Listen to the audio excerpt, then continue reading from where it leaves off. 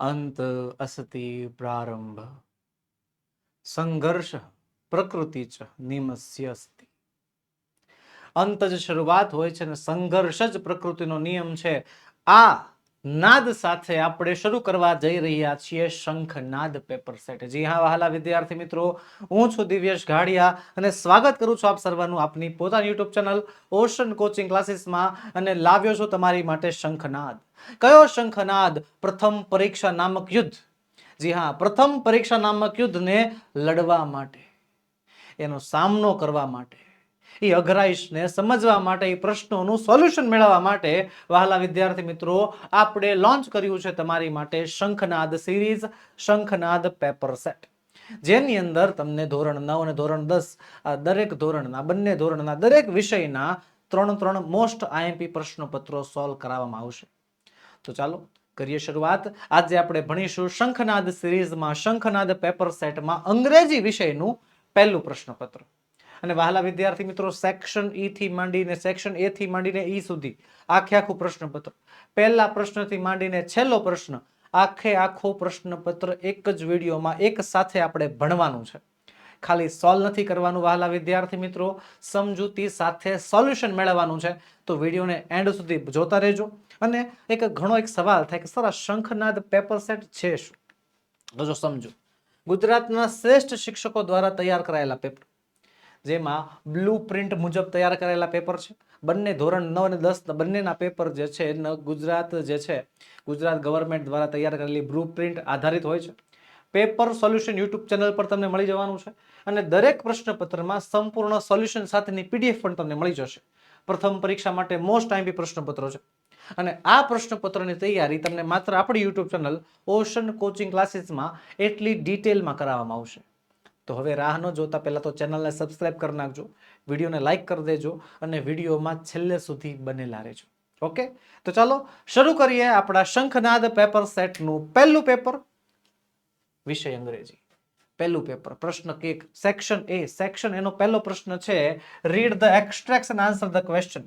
Paragraph વાંચો અને પેરેગ્રાફના આધારે સવાલોના જવાબ આપવાના છે. 10 માર્ક્સનો પ્રશ્ન છે.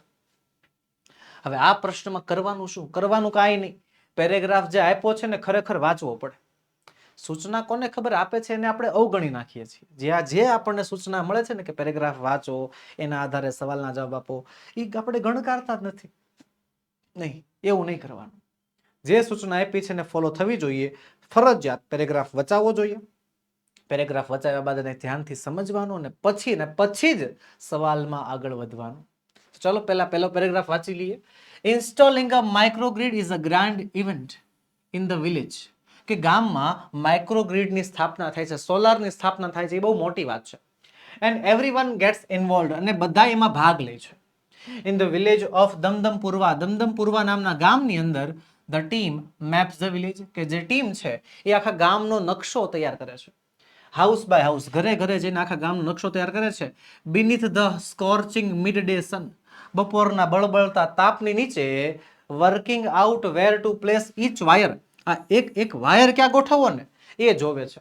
So as to connect the customer to the power source, કે જેનાથી કસ્ટમરને પાવર સોર્સ સાથે જોડી શકાય. Some householders join in, અમુક જે ઘરના સભ્યો છે એમાં જોડાય છે. અને while others look on, અને બીજા જે છે ખાલી ધ્યાન રાખે છે, જોવે છે. કોલિંગ આઉટ ઓર્ડર્સ, કે ઉભા જે છે આમ ઓર્ડર્સ, આમ કરો, આમને આમ કામ કરો, એવું કરે છે. અને watching the curious proceeding wide eyed, આંખો પહોળી કરીને જે છે આખી પ્રક્રિયા જોયા કરે છે. તો સરસ મજાનો આવી રીતે પહેલા આખો પેરેગ્રાફ વાંચી લેવાનો, સમજી લેવાનો. હવે સવાલ છે પહેલો, why does the team map the village.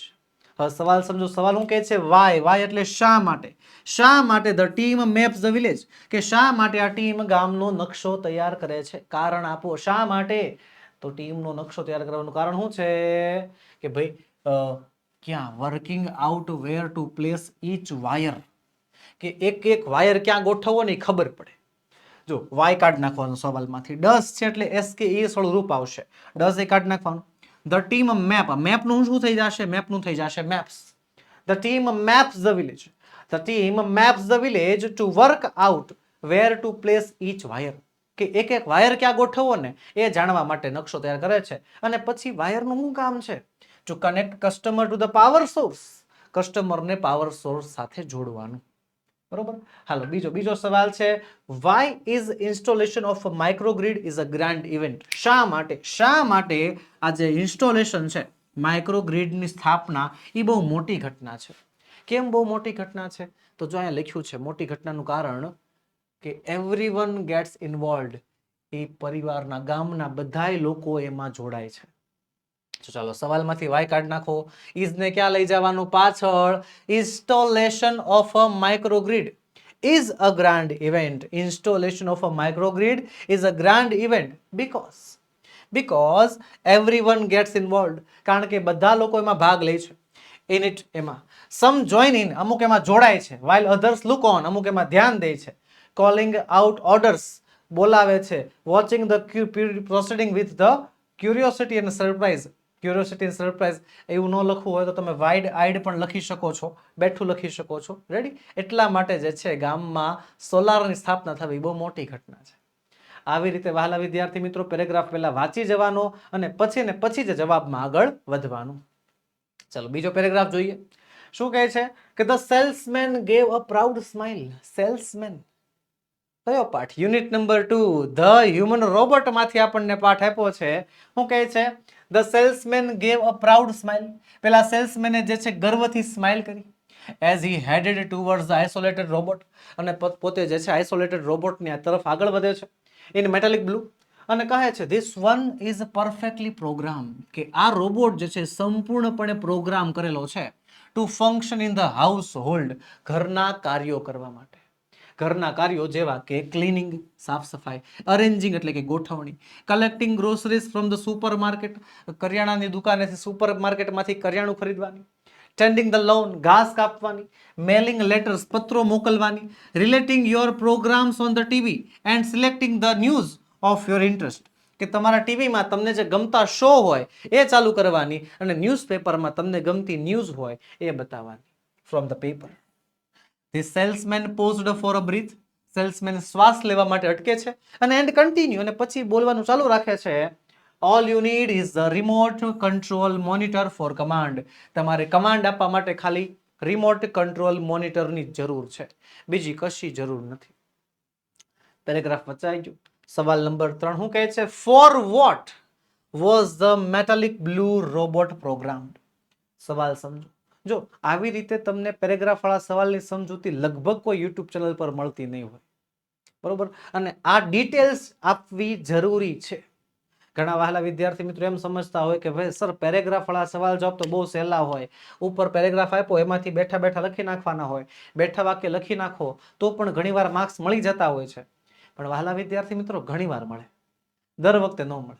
જો તમે એવું ગણતા હો કે તમારે 10 માર્ક્સમાંથી તમારા 7 માર્ક્સ આવી જાય છે, અથવા તો 10 માંથી જે છે 6.5 માર્ક્સ આવી જાય છે, તો એ સારા માર્ક્સ છે, બધા સવાલ આવડી તો જાય છે, ખોટી વાત છે.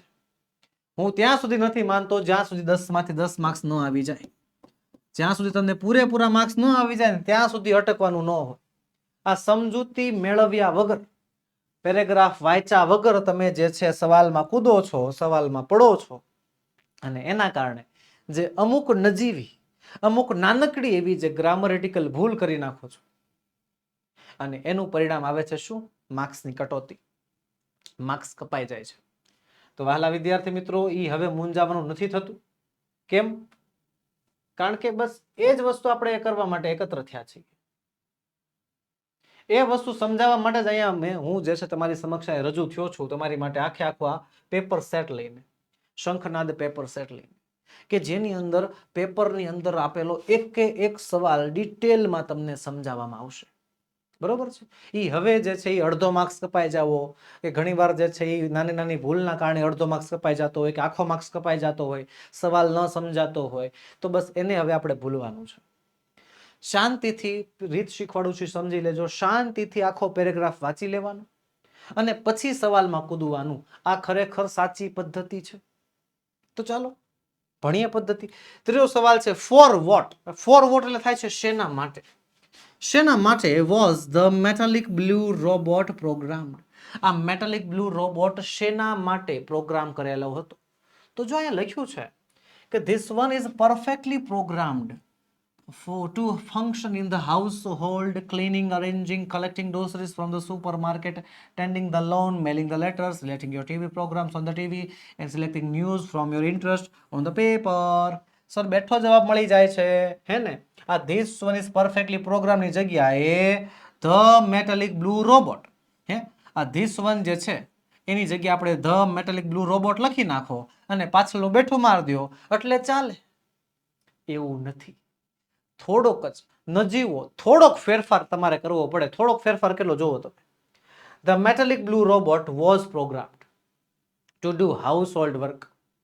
બરોબર છે, એ બેઠું છે એટલે cleaning, arranging, collecting groceries from the supermarket, tending the lawn, mailing the letters, reflecting TV programme and selecting the news interest from the paper. હવે આમાં સર ફેરફાર ક્યાં થયો? તો જો અહીંયા આ યોર આ શબ્દ છે જ નહીં, જોવો તમે નીચે, એ જવાબમાં હોવા જ ન જોઈએ. બરોબર છે, એના વગર જે છે જવાબ લખવાનો હોય છે. આગળ વધીએ, ત્રીજો ચોથો સવાલ. What was the needed to command the robot? What એટલે કે શું, વોઝ એટલે હતું, નીડેડ એટલે કે જરૂર.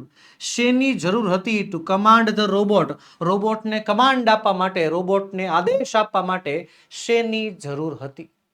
હવે પેરેગ્રાફ વાંચ્યો છે એટલે આપણને ખબર છે ધ રિમોટ કંટ્રોલ મોનિટર. બરોબર, આપણને ખબર છે શેની જરૂર પડવાની છે. શેની જરૂર પડવાની છે?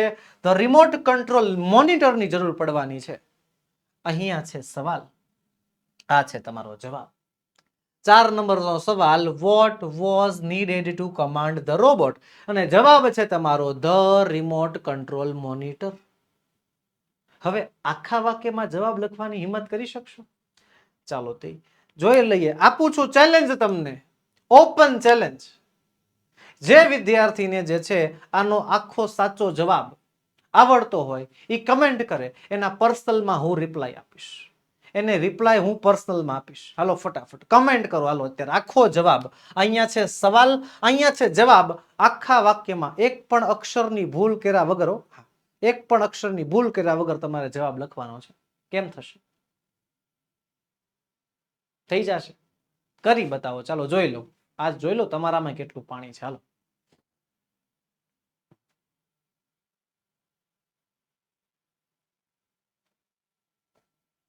લખાઈ ગયો? હાલો તે તમારો જવાબ ચકાસીએ. જવાબ ચકાસતા પહેલા એકવાર પદ્ધતિ પણ સમજાવી દઉં. જવાબ તો છે ધ રિમોટ કંટ્રોલ મોનિટર. સવાલમાંથી વોટને કાઢી નાખવાનું અને વોઝને લઈ જવાનું પાછળ. બરોબર છે, તો કઈ રીતે આવશે? A remote control monitor was needed to command the robot. વોટની જગ્યાએ લખી નાખવાનું અ રિમોટ કંટ્રોલ મોનિટર. વોઝને આપણે એની પાછળ લઈ ગયા અને પાછળનું બેઠું. સિમ્પલ. ચાલો આગળ વધીએ. આગળનો paragraph. Firstly we should all stop throwing trash outside our homes. કયો પાઠ? પાઠ number 3. Yes, Arun Krishnamurthy.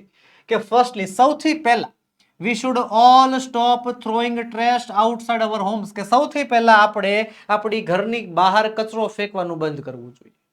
Next પછી we should reduce the amount of trash we generate, કે આપણે જે કચરો ઉત્પન્ન કરીએ છીએ એનો જથ્થો ઘટાડવો જોઈએ. આપણે જે છે straw, tissue, wrappers, batteries, fast food, junk, આ બધી વસ્તુ જે છે રોજબરોજનો આપણો કચરો હોય છે, અને all this end up in lakes. આ બધું આવે છે ક્યાં? તળાવમાં. And they come from our homes, અને આ બધું આવે છે આપણા ઘરમાંથી. આપણા ઘરમાંથી આવે છે તળાવમાં ભેગું થાય છે. If we can reduce the amount of garbage at home, જો આપણે ઘરે બેઠા બેઠા ઘરનો કચરાનો જથ્થો ઘટાડી શકશું, and if we can dispose all the garbage safely, અને જો આ બધોય કચરો આપણે સુરક્ષિત રીતે ઠેકાણે પાડી શકશું, that is self a great deal. એ બહુ મોટી વાત હશે. Every student is welcome to volunteer with us in the helping the environment. પર્યાવરણની મદદ કરવા માટે કોઈ પણ વિદ્યાર્થી સ્વયંસેવક તરીકે અમારી સાથે જોડાઈ શકે છે. પહેલો સવાલ. What advice does Arun give us? Arun આપણને શું સલાહ આપે છે? શું સલાહ આપે છે? જો પહેલું છે સ્ટોપ થ્રોઈંગ ટ્રેશ આઉટસાઇડ અવર હોમ, ઘરની બહાર કચરો ફેંકવાનો બંધ કરવાનો છે. અને બીજી સલાહ છે reduce the amount of the trash, અને કચરાનો જથ્થો ઘટાડવાનો છે. ઓકે, તો જો સવાલમાં વોટ છે, કાઢ નાખો, એડવાઇસ રહેવા દો, ડઝ કાઢ નાખો. ડઝ કાઢ નાખશો એટલે જે છે ગીવ નું શું થઈ જશે ખબર છે? ગીવ્સ થઈ જશે. ક્રિયાપદનું SKES વાળું રૂપ કરવું પડે, ગીવ નું ગીવ્સ કરી નાખવાનું. હે લખીશું અરુણ એડવાઇઝિસ અસ. સોર આમાં SKS વાળું રૂપ કરવાનું હતું. તો વહાલા વિદ્યાર્થી મિત્રો, અહીંયા તમે SKS વાળું રૂપ કરો તો શું થાય ખબર છે? અરુણ ગીવ્સ એડવાઇસ, એમય હાલે. અને અહીંયા ક્રિયાપદ છે, અહીંયા SKS વાળું રૂપ કરી નાખો તોય વાંધો નથી. જો તમે અરુણ એડવાઇસિસ અસ, પછી ગીવ ક્રિયાપદ જરૂર નથી. હા, તો શું આવશે? અરુણ એડવાઇસિસ અસ. અરુણ આપણને સલાહ આપે છે. શું? To stop throwing trash, to stop throwing trash outside our homes. બેઠું. એન્ડ બીજી સલાહ છે, and reduce the amount of trash that we generate, કે જે કચરો આપણે રોજે ઉત્પન્ન કરીએ છીએ એને ઘટાડવાનો. આ રીત છે. આ પદ્ધતિથી તમે જો પરફેક્ટલી આન્સર લખો, કોઈની તાકાત નથી તમારો અડધો હું આખો માર્ક્સ કાપી શકે. ઊંધું બોલાઈ ગયું, આખો શું અડધો માર્ક્સ કાપી શકે. હાલો આગળ છે છઠ્ઠો સવાલ. What is found in lakes? What is found in lakes? તળાવમાંથી શું શું મળે છે? શું શું મળે છે? Straw, tissue, wrappers, batteries, fast food, junk. આ બધી વસ્તુ મળે છે. લખીશું સ્ટ્રો, ટીશ્યુઝ, રેપર્સ, બેટરીઝ અને fast food, junk are found in the lakes. અહીંયા ઇઝ નું થઈ જશે? આર થઈ જશે, કારણ કે બહુવચન છે. Found in the lakes, found in the lakes. પતી ગયું. ચાલો આગળ. આગળનો પેરેગ્રાફ પાઠ નંબર 4 માંથી છે. આપણને શું કહે છે? લોર્ડ, પ્રભુ રિક્વેસ્ટેડ ધ એન્જલ. પેલો દેવદૂત વિનંતી કરતા કહે છે, પ્રભુ પ્લીઝ ગો ટુ બેડ. મહેરબાની કરીને તમે હવે સુવા જાઓ. Do not take so much trouble in a single day. એક જ દિવસમાં એટલી બધી મહેનત ન કરો. તો ભગવાન ના પાડી દે છે. આઈ કેન નોટ, હું આરામ નથી કરી શકતો. He refuse. I have almost completed the work, કે મેં લગભગ મારું કામ પૂરું કરી નાખ્યું છે, મારાથી આરામ ન થાય. I have put the best of my ideas into this model. મેં આ મોડલમાં મારા સારામાં સારા વિચારો નાખ્યા છે. Now this mother will heal herself when she is sick. કે ત્યારે બીમાર હશે ત્યારે આપોઆપ સાજી થઈ જશે. અને I have put the best. She would be able to feed a family of 6 members only on half kilo of cabbage. અડધા કિલો કોબીમાંથી આખા ઘરને જમાડી શકવાની ક્ષમતા હશે નામ. And she would manage a child's bath, play, study, food and sleep without getting irritated. બાળકનું રમવાનું, નાવાનું, ભણવાનું, જમવાનું બધું જ છે, સુવાનું બધું કંટાળા વગર સહન કરી નાખશે. હાલો પહેલો સવાલ. What did the angel request the Lord? કે દેવદૂતે જે છે ભગવાનને શું વિનંતી કરી? What did, શું વિનંતી કરી? તો અહીં જ્યાં પ્લીઝ ગો ટુ બેડ. મહેરબાની કરો સુઈ જાઓ ને હવે. Hey do not take so much trouble in single day. એક જ દિવસમાં એટલું બધું બળ ન કરો, એટલી બધી મહેનત ન કરો. આ એમની શું હતી? વિનંતી હતી. હે તો જો વોટ કાઢી નાખશું, હવે ડીડ કાઢી નાખશું. ડીડ કાઢી નાખશું એટલે ભૂતકાળ કરવો પડે. ધ એન્જલ રિક્વેસ્ટ, તો રિક્વેસ્ટ નું ભૂતકાળ થઈ જશે રિક્વેસ્ટેડ. તો જવાબ આવશે the angel requested the lord. દેવદૂતે ભગવાનને વિનંતી કરી. The angel requested the lord to go to bed, સુવા જાઓ. And not take so much trouble in a one day. એક જ દિવસમાં એટલું બધું કામ ન કરો. સવાલ તમારા મનમાં નાનો ઉત્પન્ન થાય કે સર અહીંયા તો સિંગલ ડે લખ્યું છે અને અહીંયા જવાબમાં વન ડે લખી નાખ્યું. તો વનની જગ્યાએ સિંગલ લખી નાખો ને, કોણ ના પાડે છે? અને જો કે બંનેનો મતલબ એક જ થાય છે ને. હે તમે સિંગલ ડે લખ્યું હશે તો પણ કશો વાંધો નથી. બીજો સવાલ છે, why did the lord refuse to rest? Why એટલે કે શા માટે? ધ લોર્ડ ભગવાન, રિફ્યુઝ એટલે કે ના પાડે છે, ટુ રેસ્ટ આરામ કરવાની. વાક્ય ભૂતકાળનું છે, ડીડ કાઢવું પડશે, વાય કાઢવું પડશે. ભગવાન આરામ કરવાની ના શા માટે પાડે છે? તો જો સૌથી પહેલા ડીડ કાઢી નાખ્યું એટલે ભૂતકાળ કરવું પડે. રિફ્યુઝ નું થઈ જશે રિફ્યુઝડ. તો લખીશું ધ લોર્ડ રિફ્યુઝડ ટુ રેસ્ટ.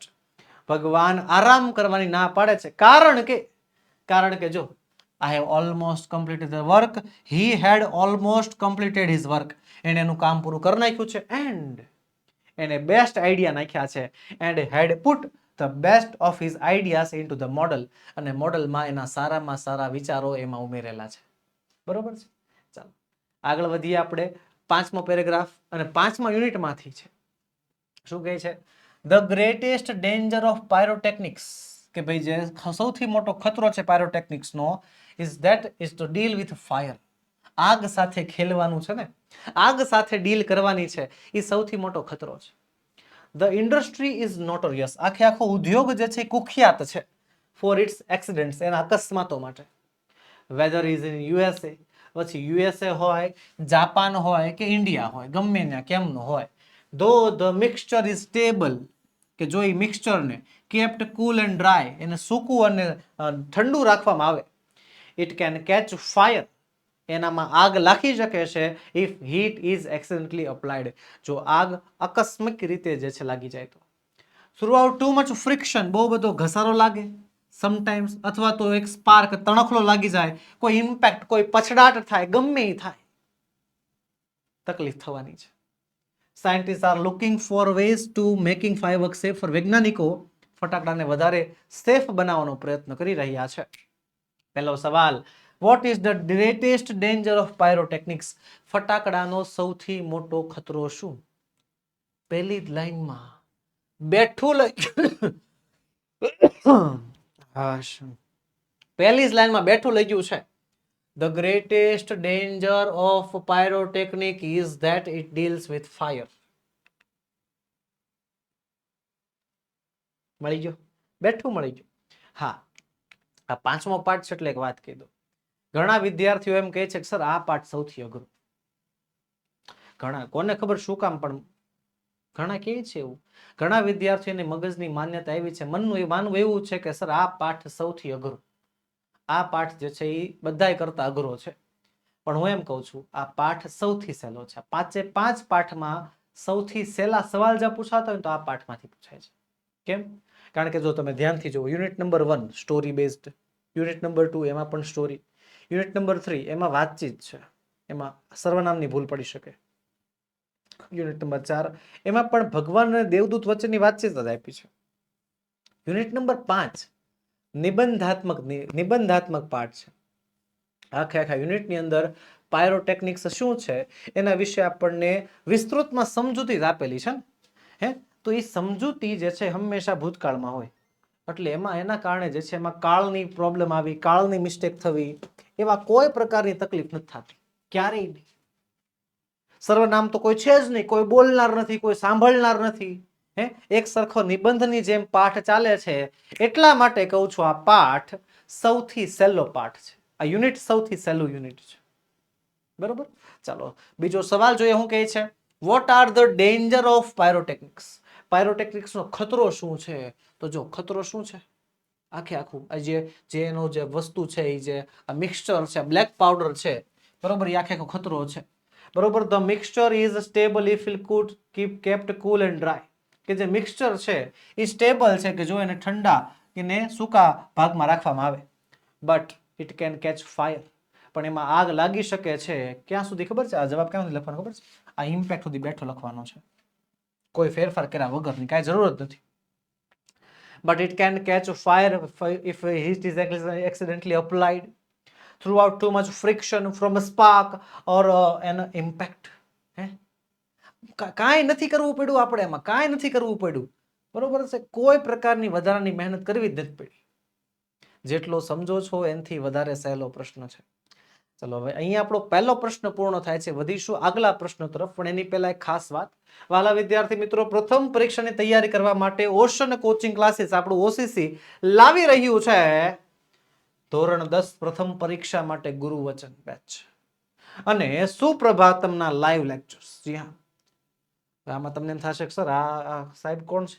આપણા ગણિતના શિક્ષક છે અજયભાઈ બલદાણિયા, જે આપણને ઓશન કોચિંગ ક્લાસીસમાં ગણિત ભણાવે છે.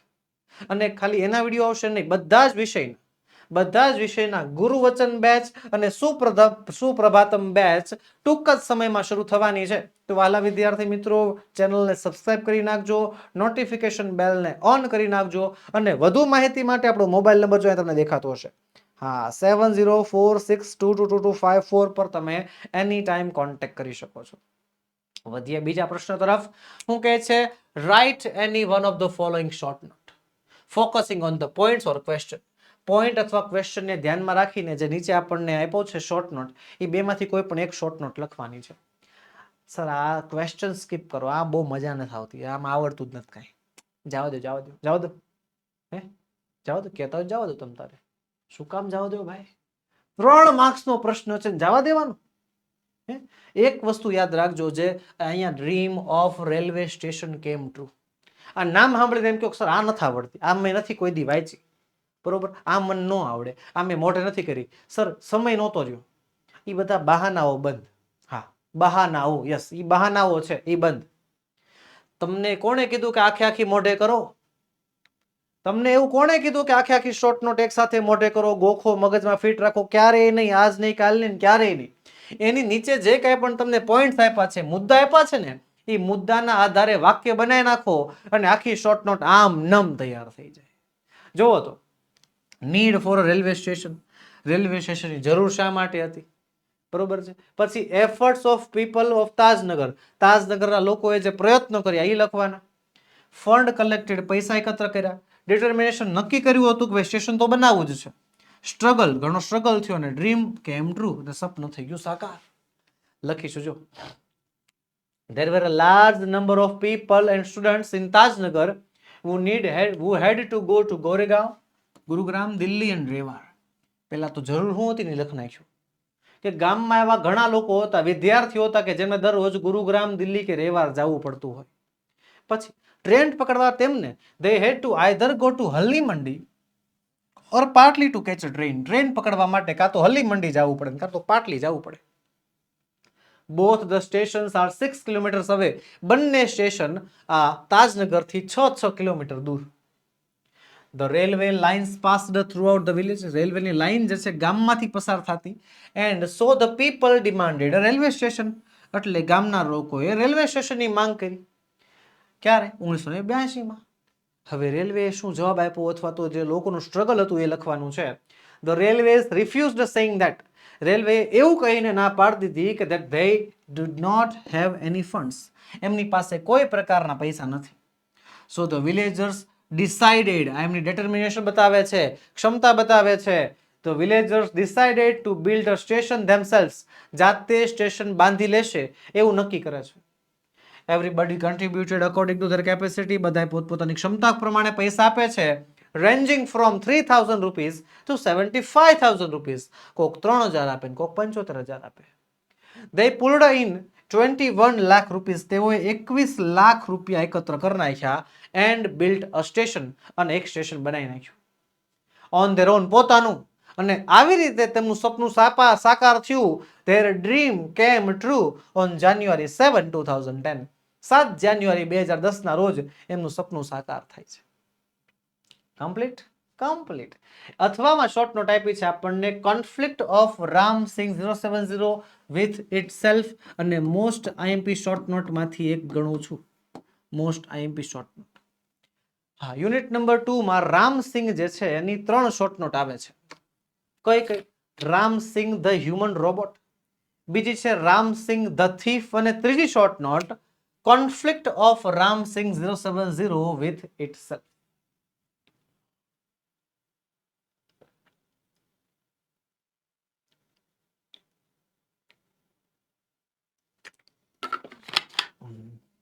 હાઇડ્રેશન જરૂરી છે, પાણી પીતા રહેજો. હવે આગળ વધુ એની પહેલા તો છે ને તમારા મગજમાં અમુક કન્ફ્યુઝન હોય એ પહેલા હું દૂર કરી નાખું. જો તમે રામસિંગ વાળી શોર્ટ નોટને એક ગણતા હો તો એ હાવ તળિયેથી ના પાડું છું, હાવ તદ્દન ખોટી વાત છે. શોર્ટ નોટ એક નથી, શોર્ટ નોટ છે 3, અને ત્રણેયની અંદર લખાણ પણ અલગ અલગ જ આવશે. પહેલું રામસિંગ ધ હ્યુમન રોબોટ, બરોબર છે. ધ હ્યુમન રોબોટ વાળી શોર્ટ નોટની અંદર રામસિંગ કયા રંગનો હતો, કયા 3 સિદ્ધાંતો હતા, બરોબર છે. પછી શું કામ કરતો, શું કામ કરી શકતો, બસ એ લખવાનું. રામસિંગ ધ થીફ ની અંદર રામસિંગનો માલિક કોણ હતો, એ માલિક એની પાસેથી કયું કામ કરાવતો, ક્યાં ચોરી કરતા, અને છેલ્લે પકડાના ત્યારે શું થયું. અને એન્ડમાં આ જે ત્રીજી શોર્ટ નોટ છે કોન્ફ્લિક્ટ, એમાં શું લખવાનું છે કે જ્યારે રામસિંગને જજ દ્વારા અને વકીલ સાહેબ દ્વારા વારંવાર સવાલો પૂછવામાં આવે છે, ત્યારે એની અંદર જે પ્રિન્સિપલ રહેલા છે એના કારણે એ થોડો ઘણો કન્ફ્યુઝ થઈ જાય છે, એનામાં કોન્ફ્લિક્ટ આવી જાય છે, અને જે કોન્ફ્લિક્ટના અંતે એની મૃત્યુ થાય છે. ત્રણેય શોર્ટ નોટ અલગ અલગ છે. જો મુદ્દા જુઓ, in built system of 3 principles, પહેલા તો 3 સિદ્ધાંતો કયા કયા છે એ લખી જ નાખવાના. પ્રોડ્યુસ ઇન ધ કોર્ટ, કોર્ટમાં હાજર કરવામાં આવ્યો. પ્રેમ ચોપડા હેડ થ્રીટન્ડ, પ્રેમ ચોપડાએ ધમકી આપી હતી, એને ડિફ્યુઝ કરવાની. જો કુડ નોટ ડિસઓબે હિઝ માસ્ટર, એના માલિકની અવજ્ઞા ન કરી શકે. કોન્ફ્લિક્ટ, એનામાં મૂંઝવણ થાય. શું મૂંઝવણ થાય? If he reveal the information, જો માહિતી બહાર પાડી દેશે તો ડિસઓબે હિઝ માસ્ટર, માલિકની અવજ્ઞા થઈ જશે. ઇફ હી ડીડ નોટ, જો માહિતી બહાર નહીં પાડે તો હાર્મ પીપલ, લોકોને નુકસાન જશે. છેલ્લે થયું હું બ્રેક અપાર્ટ ધેન ટેલ અ લાય, મરી જવાનું પસંદ કર્યું ખોટું બોલવા કરતા. તો પહેલી line, Ramsingh had an inbuilt system of three principles. રામસિંહમાં 3 સિદ્ધાંતો. તો એ 3 સિદ્ધાંતો કયા કયા એ લખ નાખવાના. Simple. The robot will obey his masters. Robot એના માલિકની આજ્ઞાનું પાલન કરશે. harm humans, માણસ નુકસાન નહીં પહોંચાડે. and the robot will not take harm to self. Robot પોતાને પણ નુકસાન નહીં પહોંચાડે. રેડી? પછી જ્યારે એને કોર્ટમાં હાજર કરવામાં આવ્યો ત્યારની વાત.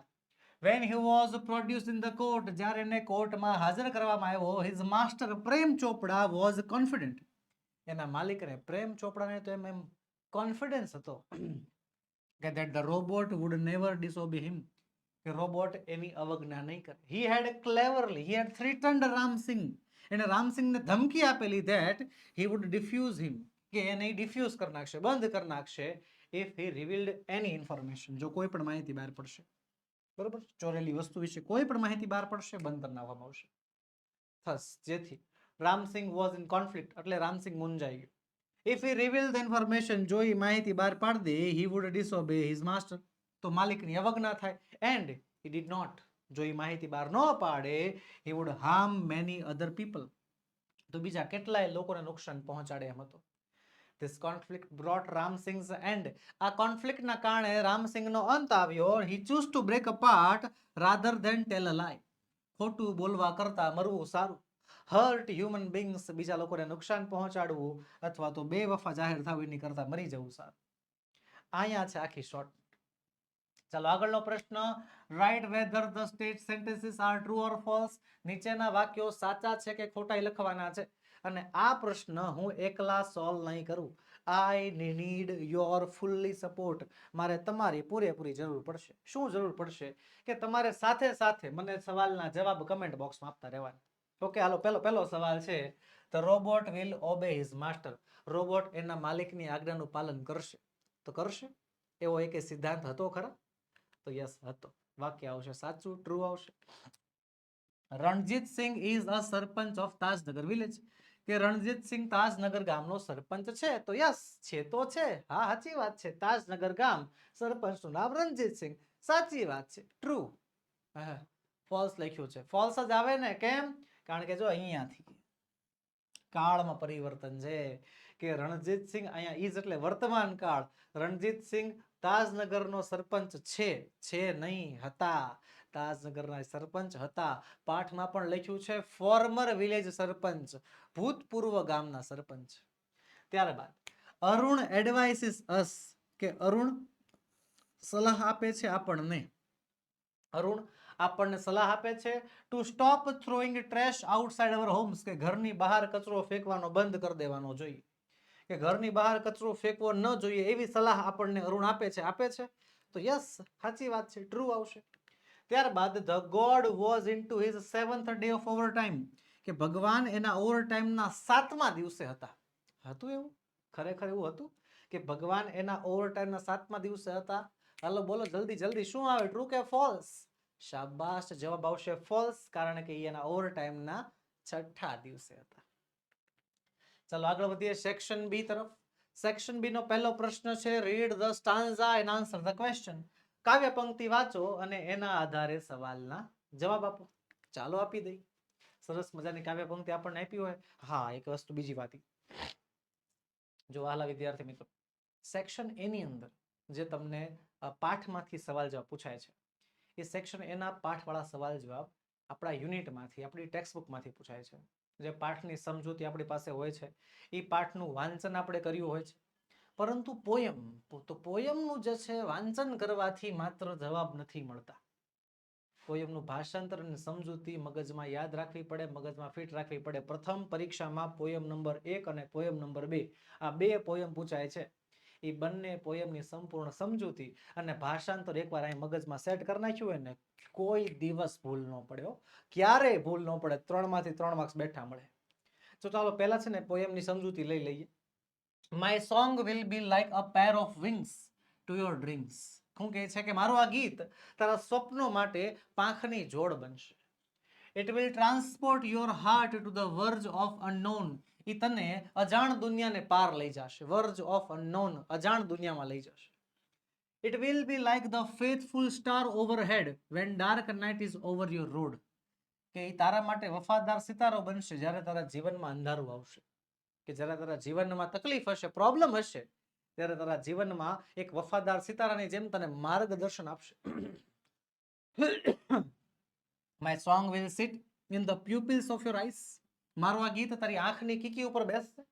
And will carry your sight into the heart of things. તને હૃદયને ગમતી વસ્તુઓ બતાવશે. And when my voice is silent in death, જ્યારે મારો અવાજ મૃત્યુના કારણે શાંત થઈ જશે, my song will speak in your living heart. મારું આ ગીત તમારા જીવંત હૃદયમાં બોલશે.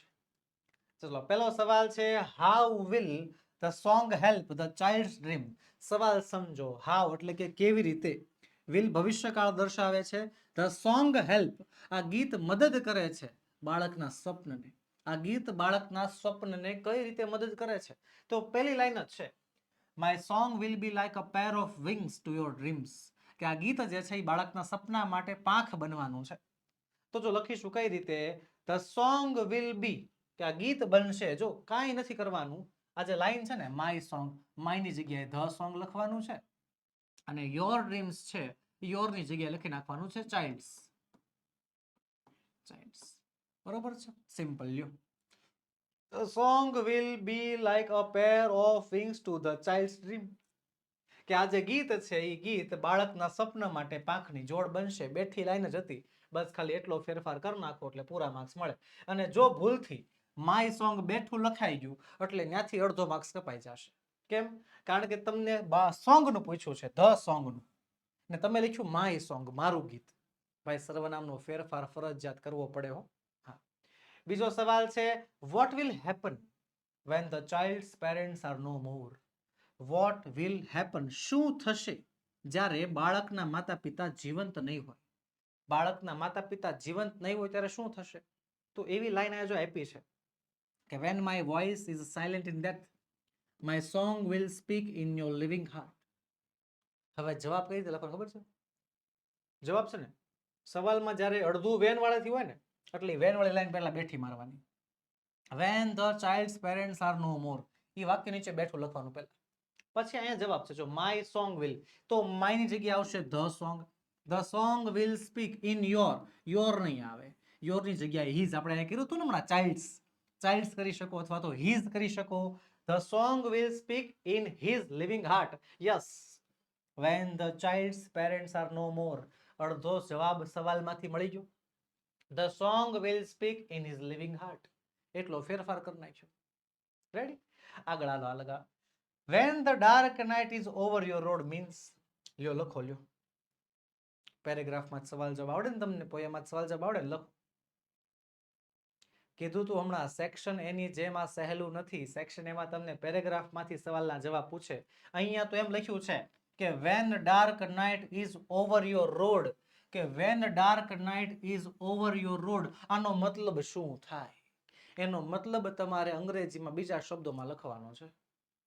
મતલબ એનો મીનિંગ ક્યારેય જે છે આ સ્ટાન્ઝામાં આપેલો હોતો નથી, આપણે જાતે લખવો પડે.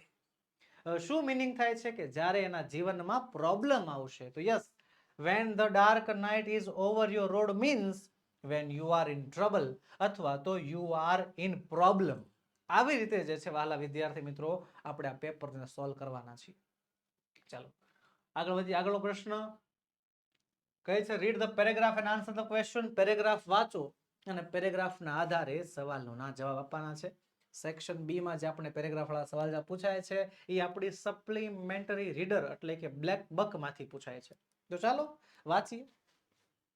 The black buck is also known as a Krishna Jinka in Telugu language, કે બ્લેક બક ને જે છે કૃષ્ણ જિનકાના નામે ઓળખાય છે તેલુગુ ભાષામાં.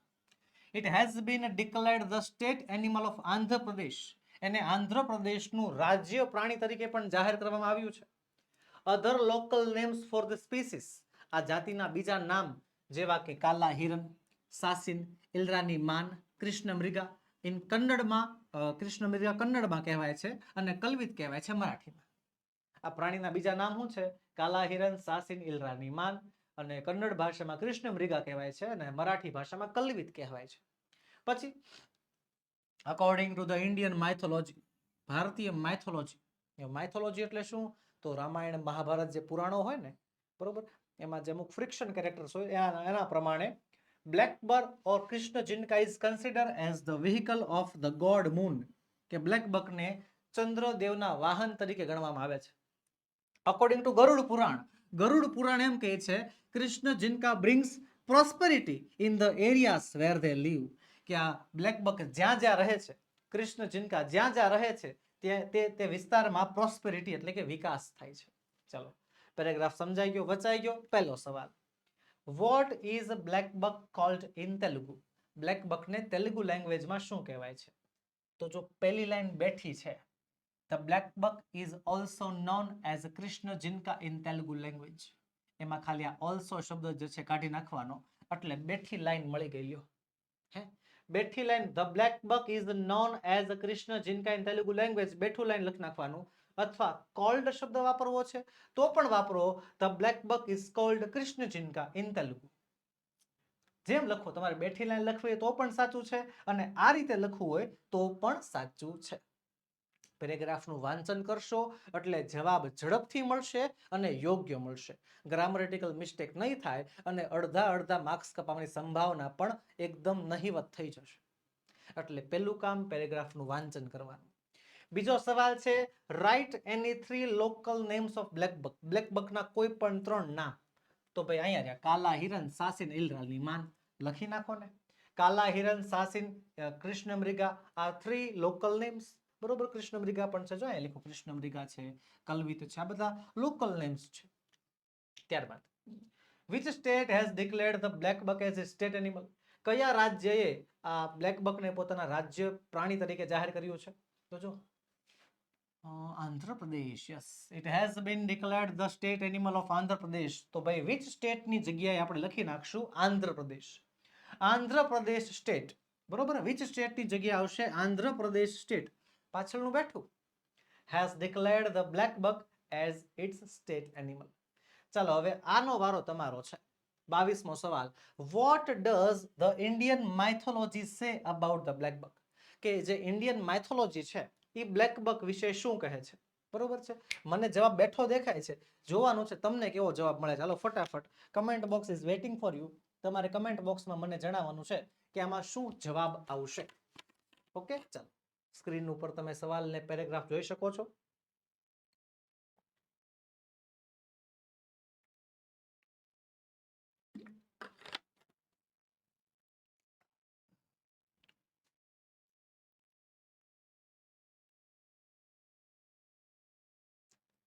ચાલો, મળ્યો જવાબ?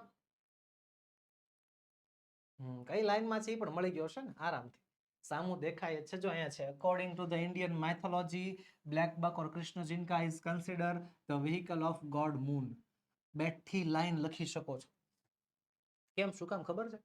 આ સવાલ છે ને વર્તમાન કાળમાં છે. જો ડઝ પૂછ્યું છે, ડઝ એટલે વર્તમાન કાળ, વર્તમાન કાળમાં છે અને અહીંયા જે પેરેગ્રાફ છે એ પણ વર્તમાન કાળનો જ છે. બેઠી લાઈન લખી શકો છો, ફેરફાર કરવાની ખરેખર જરૂર નથી. અને જો તમારે ખરેખર ફેરફાર કરીને થોડુંક આમ વ્યવસ્થિત વાક્ય રચના પ્રમાણે લખવો હોય તો આ રીતે લખી શકો છો. According to the Indian mythology, Indian mythology says, Indian mythology says the black buck or Krishna Jinka is considered as the vehicle of god moon. ત્યારબાદ, what does Garuda Purana say about black buck, કે ગરુડ પુરાણ શું કહે છે black buck વિશે? તો એની પછીની line અહીંયા આવ્યું, અકોર્ડિંગ ટુ ગરુડ પુરાણ, છેલ્લે સુધી. Yes, according to Garuda Purana, Garuda Purana says, Garuda Purana કહે છે Krishna Jinka brings prosperity in the areas where their live. અહીંયા અકોર્ડિંગ ટુ થી માંડીને છેલ્લે સુધી લખી નાખો તો પણ સાચું, અને આ રીતે વાક્ય રચના પ્રમાણે લખો તો પણ સાચું. વાક્યનો કરતા આગળ ધ ગરુડ પુરાણ, ક્રિયાપદ છે સેઇસ, કર્મ કૃષ્ણ જિનકા, વાક્ય brings prosperity in the areas where they live. Simple. ચાલો વધી આગળ. હવે આગળના પ્રશ્ન તરફ. આગળનો પ્રશ્ન, રીડ ધ ગિવન ડેટા, નીચેની માહિતી વાંચો અને એના આધારે સવાલોના જવાબ આપો. 5 માર્ક્સનો પ્રશ્ન છે. પદ્ધતિ એમ કહે છે સૌથી પહેલા માહિતીનું કરવાનું એસેસિનેશન.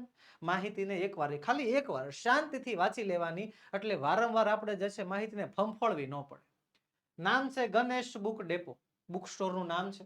નિયર ગવર્મેન્ટ હાઈસ્કૂલ અંબાજીમાં આવેલું છે.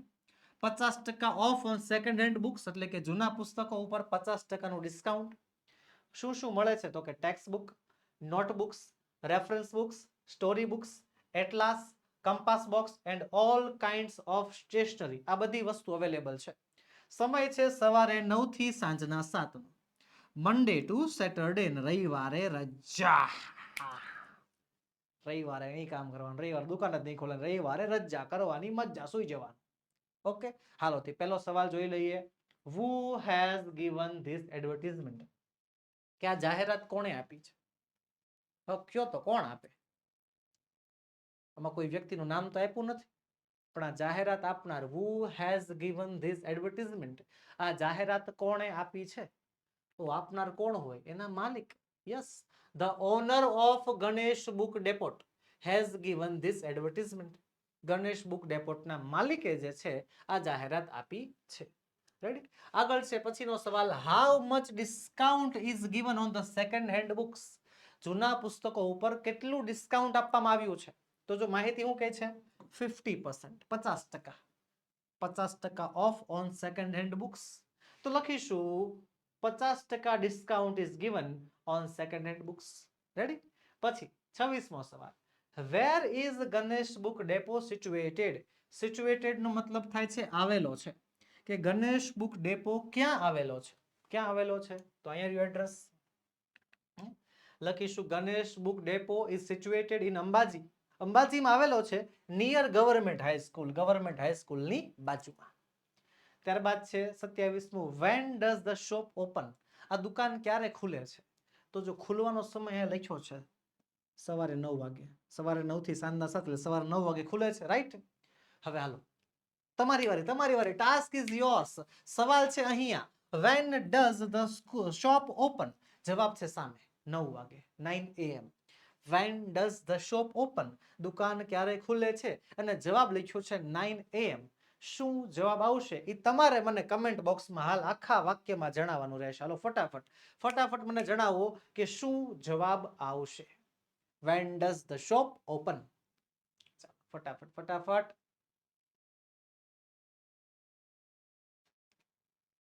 9 AM, at 9 AM, બરોબર ને? હા, ચાલો ઘણા ખરાએ જવાબ આપી દીધો હશે. સમજાવું તમને જવાબ કેમ લખવાનો. સવાલમાંથી વેન કાઢ નાખો, WH શબ્દ, ડુ ડસ કાઢ નાખો. ડસ કાઢ નાખો એટલે એસ કે ઈએસ વાળું રૂપ કરવું પડે. ક્રિયાપદ છે ઓપન, ઓપન નું થઈ જશે opens. The shop opens. The shop opens at 9 AM. દુકાન સવારે 9 વાગે ખુલે છે. 28. Is the shop closed on Sundays? કે શું રવિવારે દુકાન બંધ રહી છે? તો જો અહીં લખ્યું છે મોટા અક્ષરમાં, રવિવારે રજા. હા ભાઈ, રવિવારે દુકાન બંધ હોય છે. Yes, the shop is closed on Sundays. રવિવારે દુકાન જે છે શું રહી છે? બંધ રહી છે. હવે જો બીજી એક વસ્તુ, અહીંયા છે ને જ્યારે સવાલ WH શબ્દો વગર પૂછાય, વોટ, વુ, વુમ, વુઝ, વાય, એના વગર જ્યારે સવાલ પૂછાય ને ત્યારે જવાબ ફરજિયાત હા અથવા નામાં આવે. તો એ હા અથવા ના લખવાનું. અહીંયા શું ખરેખર દુકાન, is the shop closed on Sundays? એકવાર વિદ્યાર્થી શું કર્યું ખબર છે? Is the shop closed on Sundays? કે શું દુકાન રવિવારે બંધ હોય છે? તો એને જવાબમાં લખ્યું ટ્રુ. હા, એને જવાબમાં ટ્રુ લખી નાખ્યું. એમાં હવે પણ આમાં ક્યાં તમને ટ્રુ ફોલ્સ પૂછ્યું છે? તમને હા કે નામાં જવાબ પૂછ્યો છે કે શું દુકાન રવિવારે બંધ હોય છે? તો ભાઈ બંધ હોય તો હા લખો ને, ના હોય તો ના પાડી દો. યસ અથવા નો, એમાં ટ્રુ ફોલ્સ નો આવે. મૂંઝવણ ન થવી જોઈએ, હે ને? ચાલો આગળ વધીએ સેક્શન બી ના છેલ્લા પ્રશ્ન તરફ. અને છેલ્લો પ્રશ્ન ને સૌથી અટપટો પ્રશ્ન શું છે? Read the interview. આ વાતચીત વાંચો અને સવાલોના જવાબ આપો. 4 માર્ક્સનો પ્રશ્ન છે. વહાલા વિદ્યાર્થી મિત્રો, યાદ રાખજો, ઇન્ટરવ્યુ વાળા સવાલ જવાબ બોર્ડમાં દર વર્ષે નવા પૂછાય છે. અને એવું નથી કે એમાં સર મોસ્ટ આઈએમપી ન હોય. આઈએમપી ની અંદર શું હોય છે કે આમાં સર્વનામનો ફેરફાર કરતા તમને આવડતો હોવો જોઈએ. બોલનાર કે સાંભળનાર હંમેશા આઈ અને યુ વડે સંવાદ કરતા હશે. આઈ અને યુ વડે તમને વાતચીત દેખાશે, પણ એમાં તમારે સર્વનામના ફેરફાર કરીને જવાબ લખવાના હોય છે. બરોબર છે? આ સવાલ જવાબમાં મોટે ભાગે કાળની ભૂલ નથી પડતી, ભૂલ પડે છે સર્વનામોની. સર્વનામના ફેરફાર નથી કરતા, એટલા માટે આમાં માર્ક્સ ઘણીવાર કપાતા હોય છે. બીજું કે આ સવાલ વારંવાર રિપીટ થાય છે અને એકચ્યુઅલી આપણા અંગ્રેજીના પેપરમાં આ સવાલને એઝ અ સ્પોન્ટેનિયસ, એટલે કે વિદ્યાર્થીને અચાનક કોઈ સવાલ પૂછવામાં આવ્યો હોય અને એનો કેવો જવાબ આપે છે એના ઉપરથી જે છે આ સવાલ પૂછાય છે. એટલે તમને દર વર્ષે ઇન્ટરવ્યુ આપશે, ઇન્ટરવ્યુ પૂછશે, પણ દર વર્ષે હશે નવા. તો કામ શું કરવાનું? કામ કાંઈ નહીં, શાંતિથી આખો ઇન્ટરવ્યુ, આખી વાતચીત શાંતિથી શાંત મને વાંચવાની, સમજવાની, પછી જ સવાલમાં આગળ વધવાનું. હાલ, તો મહેશ શું કહે છે? Good morning sir. સુપ્રભાત સાહેબ. ઓફિસર કહે છે good morning, have a seat. સુપ્રભાત, બેસો. Please, what's your name? શું નામ છે તમારું? મહેશ કહે છે આઈ એમ મહેશ પાઠક. મહેશ પાઠક નામ છે. ઓફિસર કહે છે what are your educational qualification? Educational qualification એટલે ભણતર. તમારું ભણતર કેટલું છે? તો મહેશ કહે છે sir I have done BCom. મેં બીકોમ કર્યું છે ફ્રોમ બોમ્બે યુનિવર્સિટી. બોમ્બે યુનિવર્સિટીમાંથી. I stood first in my college with 85 marks. 85% સાથે હું પહેલો નંબર લાવ્યો હતો. ઓફિસર કહે છે હાઉ ઓલ્ડ આર યુ? શું ઉંમર તમારી? મહેશ કહે છે 22 વર્ષના. I am 22 years old. Officer કહે છે why are you applying for the job of a clerk in spite of such a good qualification? લાંબુ વાક્ય છે, ધીમે સમજો. Why are you applying for the job? શા માટે તમે આ ક્લાર્કની જોબ માટે અપ્લાય કરો છો? ઇન સ્પાઇટ ઓફ એટલે થાય છે છતાં પણ. સચ અ ગુડ ક્વોલિફિકેશન, આવું સારું ભણતર છે, છતાં પણ તમે કેમ આવી જોબ માટે અપ્લાય કરો છો? બરોબર, તમે તો બીકોમ કર્યું છે, 85% તમે પ્રાપ્ત કર્યા છે, પહેલો નંબર લાવ્યા છો, તો કેમ તમારે આવી નાની જોબ કરવી છે? તો મહેશ શું કહે છે sir I need a job. Sir મારે જોબ જોઈએ છે ટુ સપોર્ટ માય ફેમિલી, મારા પરિવારને સપોર્ટ આપવા માટે, and also to study further, અને આગળ ભણવાની ઈચ્છા પણ છે. તો ઓફિસર કહે છે but you have no work experience. પણ તમારે તો કોઈ કામનો અનુભવ છે જ નહીં. મહેશ કહે છે યુ આર રાઈટ, સાચી વાત છે સાહેબ. આઈ એમ હાર્ડ વર્કિંગ. હું મહેનતુ છું, ઓનેસ્ટ, પ્રામાણિક છું, અને સિન્સિયર, નિયમિત છું. ઇફ ગિવન અ ચાન્સ, જો મને એક મોકો આપવામાં આવશે, I promise I will not let you down. હું વચન આપું છું કે હું તમને નિરાશ નહીં કરું. તો ઓફિસર કહે છે ડુ યુ નો ટાઈપિંગ? તને ટાઈપિંગ આવડે? તો મહેશ કહે છે યસ સર, હા આવડે ને. આઈ નો ટાઈપિંગ એન્ડ શોર્ટ હેન્ડ. તો ઓફિસર કહે છે ફાઇન, કાંઈ વાંધો નહીં, I will give you a chance. હું તને એક મોકો આપું છું. ટૂંકમાં મહેશને શું થયું? અહીંયા જોબ મળી ગઈ. ટુ પ્રૂવ યોર સેલ્ફ, કે તને સાબિત કરવાનો એક મોકો હું તને આપું છું.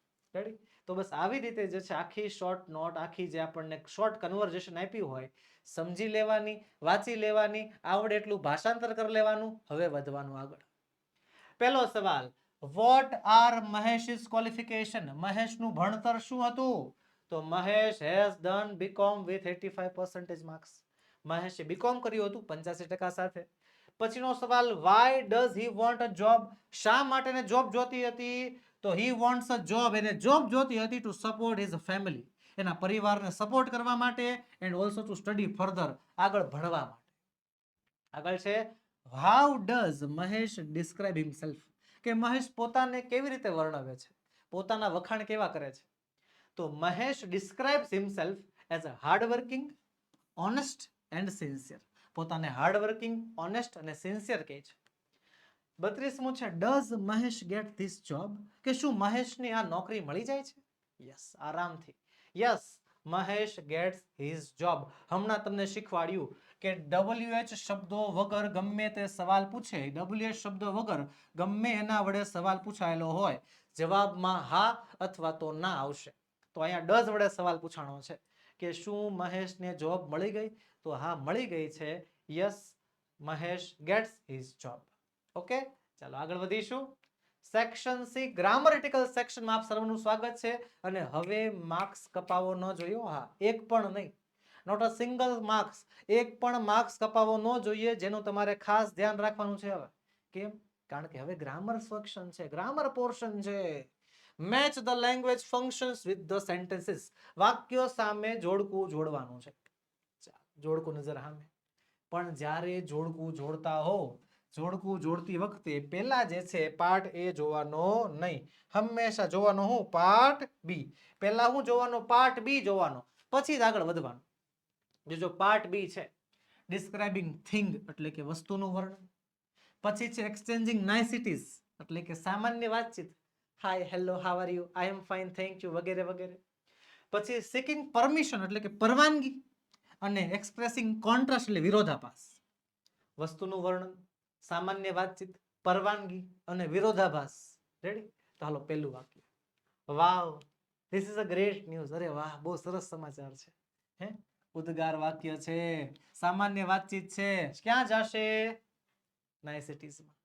ત્યારબાદ may I take your book today.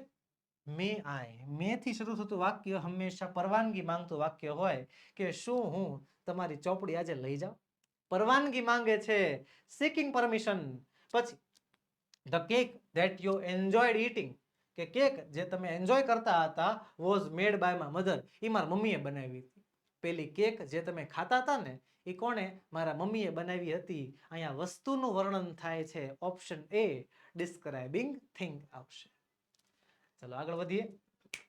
Choose and write the appropriate responses to complete the conversation. વાતચીતને પૂર્ણ કરવા માટે યોગ્ય વિકલ્પ પસંદ કરો, અને વિકલ્પ પસંદ કરતી વખતે ફોકસિંગ ધ ફંક્શન, ફંક્શન ઉપર ખાસ ધ્યાન રાખવાનું છે. કારણ કે વાતચીતની અંદર ઘણીવાર એવું થાય છે કે વાતચીતની અંદર જો ફંક્શનને ધ્યાનમાં ન લઈએ ને તો ચારે ચાર જવાબ આપણને સાચા લાગે. બતાવું તમને ડેમો. જો આ ફંક્શન અત્યારે ધ્યાનમાં નથી લેતા. પપ્પા કહે છે what are the children doing, બાળકો શું કરે છે? પપ્પાએ શું પૂછ્યું? Vote are the children doing, બાળકો શું કરે છે? મમ્મી એનો જવાબ આપશે, આપશે ને? તો મમ્મી શું કહેજો? they have been playing chess for an hour now. કલાકથી ચેસ રમે છે. હાલો, જવાબ સાચો લાગે છે. બીજું, they have been playing chess since morning. સવારના ચેસ રમે છે. આ જવાબ સાચો છે. કલાકથી ચેસ રમે છે, સવારના ચેસ રમે છે, બે જવાબ સાચો છે. પપ્પાએ પૂછ્યું છોકરા શું કરે છે? they are playing, રમે છે. આ જવાબ જોવો તો સાચો જ છે ને. શું કરે છે? રમે છે. પછી શું કરે છે બાળકો? તો I have not seen them for a long time, ઘણા સમયથી જોયા નથી, ખબર નહીં શું કરતા હશે. કાયદેસર વાતચીતમાં ધ્યાનથી જુઓ ને તો વાતચીતમાં ચારે ચાર જવાબ સાચા છે. એટલા માટે જ કીધું છે બાજુમાં જે ફંક્શન છે એ ફંક્શનને ખાસ ધ્યાનમાં લેવું. ફંક્શનને ખાસ ધ્યાનમાં લેવું. ફંક્શન શું કહે છે? ડ્યુરેશન ઓફ ટાઈમ, સમયગાળો. શું કહે છે? સમયગાળો, ક્રિયાનો સમયગાળો. હવે ડ્યુરેશન ઓફ ટાઈમ, સમયગાળા દર્શાવવા માટે 4 પ્લસ સમયગાળો આપેલો હોય. તો જો પેલું, they have been playing chess for an hour now. 4 વત્તા સમયગાળો આપણને આપી દીધો છે. ઓપ્શન એ આપણો સાચો જવાબ બને છે. બરોબર છે? વાતચીત પૂર્ણ કરવાની છે, પણ વાતચીતને પૂર્ણ કરતી વખતે ખાલી વાતચીતને નહીં, એમાં જે બાજુમાં ફંક્શન આપ્યું છે એના ઉપર ખાસ ફોકસ કરવું. બીજું હાલો, દયા કહે છે why did you come too early? why did you come so early? કેમ એટલી બધી વહેલા આવી? તો ભાઈ વહેલું શું કામ આવી? પર્પસ એટલે ક્રિયાનો હેતુ જણાવો, શું કામ વહેલા આવ્યા છે? તો ચાલો, oh my watch is not working, અરે મારી ઘડિયાળ કામ નથી કરતી. આમાં પર્પસ નથી શો થતો. આઈ કેમ અર્લી ઓનલી ટુડે, હું ખાલી આજ જ વહેલા આવી છું, ક્રિયાનો હેતુ છે જ નહીં આમાં. આઈ કેમ early because I was free, હું વહેલા આવી કારણ કે હું ફ્રી હતી. કારણ કે અહીંયા કારણ આપેલું છે અને આપણે પર્પસ જોઈએ છીએ. I came early so that I could meet the teacher, કે હું વહેલા આવી કે જેથી હું શિક્ષકને મળી શકું, કે જેથી. so that દેખાય છે. યસ, ઓપ્શન ડી આપણો સાચો જવાબ છે. આગળ વધીએ. આસ્થા કહે છે where is અયોધ્યા? અયોધ્યા ક્યાં છે? બરોબર. નરેશ, ડિસ્ક્રાઇબિંગ પ્લેસ, જગ્યાનું વર્ણન. અયોધ્યા ક્યાં છે? અને જગ્યાનું વર્ણન, જગ્યા વિશે ખાલી દર્શાવવાનું નથી, જગ્યાનું વર્ણન પણ કરવાનું છે. Describing place. તો પેલું Ayodhya is a small town. Ayodhya એક નાનકડું એવું શહેર છે. નો હાલે. It is in UP. યુપીમાં આવેલું છે. હવે સવાલ જોવા જાવ તો આસ્થા એવું પૂછ્યું અયોધ્યા ક્યાં આવેલું છે, અને આણે કીધું યુપીમાં આવેલું છે, તો જવાબ એ મળી ગયો ને. પણ અહીંયા અયોધ્યાનું કોઈ વર્ણન થયું નથી. ડિસ્ક્રાઇબિંગ પ્લેસ, પ્લેસનું ડિસ્ક્રાઇબિંગ, પ્લેસનું ડિસ્ક્રિપ્શન, પ્લેસનું વિગતે કાંઈ સમજૂતી થઈ નથી. નો હાલે જવાબ. Okay. C Ayodhya which is known for the Ram temple, it is in Uttar Pradesh.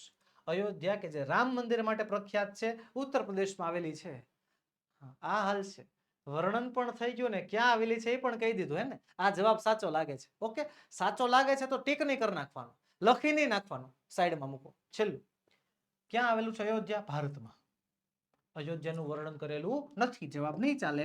Option C એકમાત્ર આપણો જવાબ છે જે સાચો છે. ચાલો આગળ વધીએ. Complete the sentences choosing the correct option, focusing the functions. Complete the sentence. અધૂરા વાક્યો પૂર્ણ કરો. Choosing the correct option, યોગ્ય વિકલ્પ પસંદ કરો કે જે focusing on the function, એમાં જે ફંક્શન આપેલા છે એના ઉપર ખાસ ફોકસ કરો. પહેલું, take a large pot. એક મોટો ઘડો લ્યો અને એમાં કરવાની છે પ્રોસેસ. ઘડો લીધા પછી પ્રોસેસ થવી જોઈએ અને પ્રોસેસ થાય સ્ટેપ બાય સ્ટેપ. ઘડો લીધો પછી શું? અચ્છા એના પછી, ઓકે, એના પછી એવી રીતે. તો લાર્જ પોટ લીધો, ઘડો લીધો, switch off the gas stove.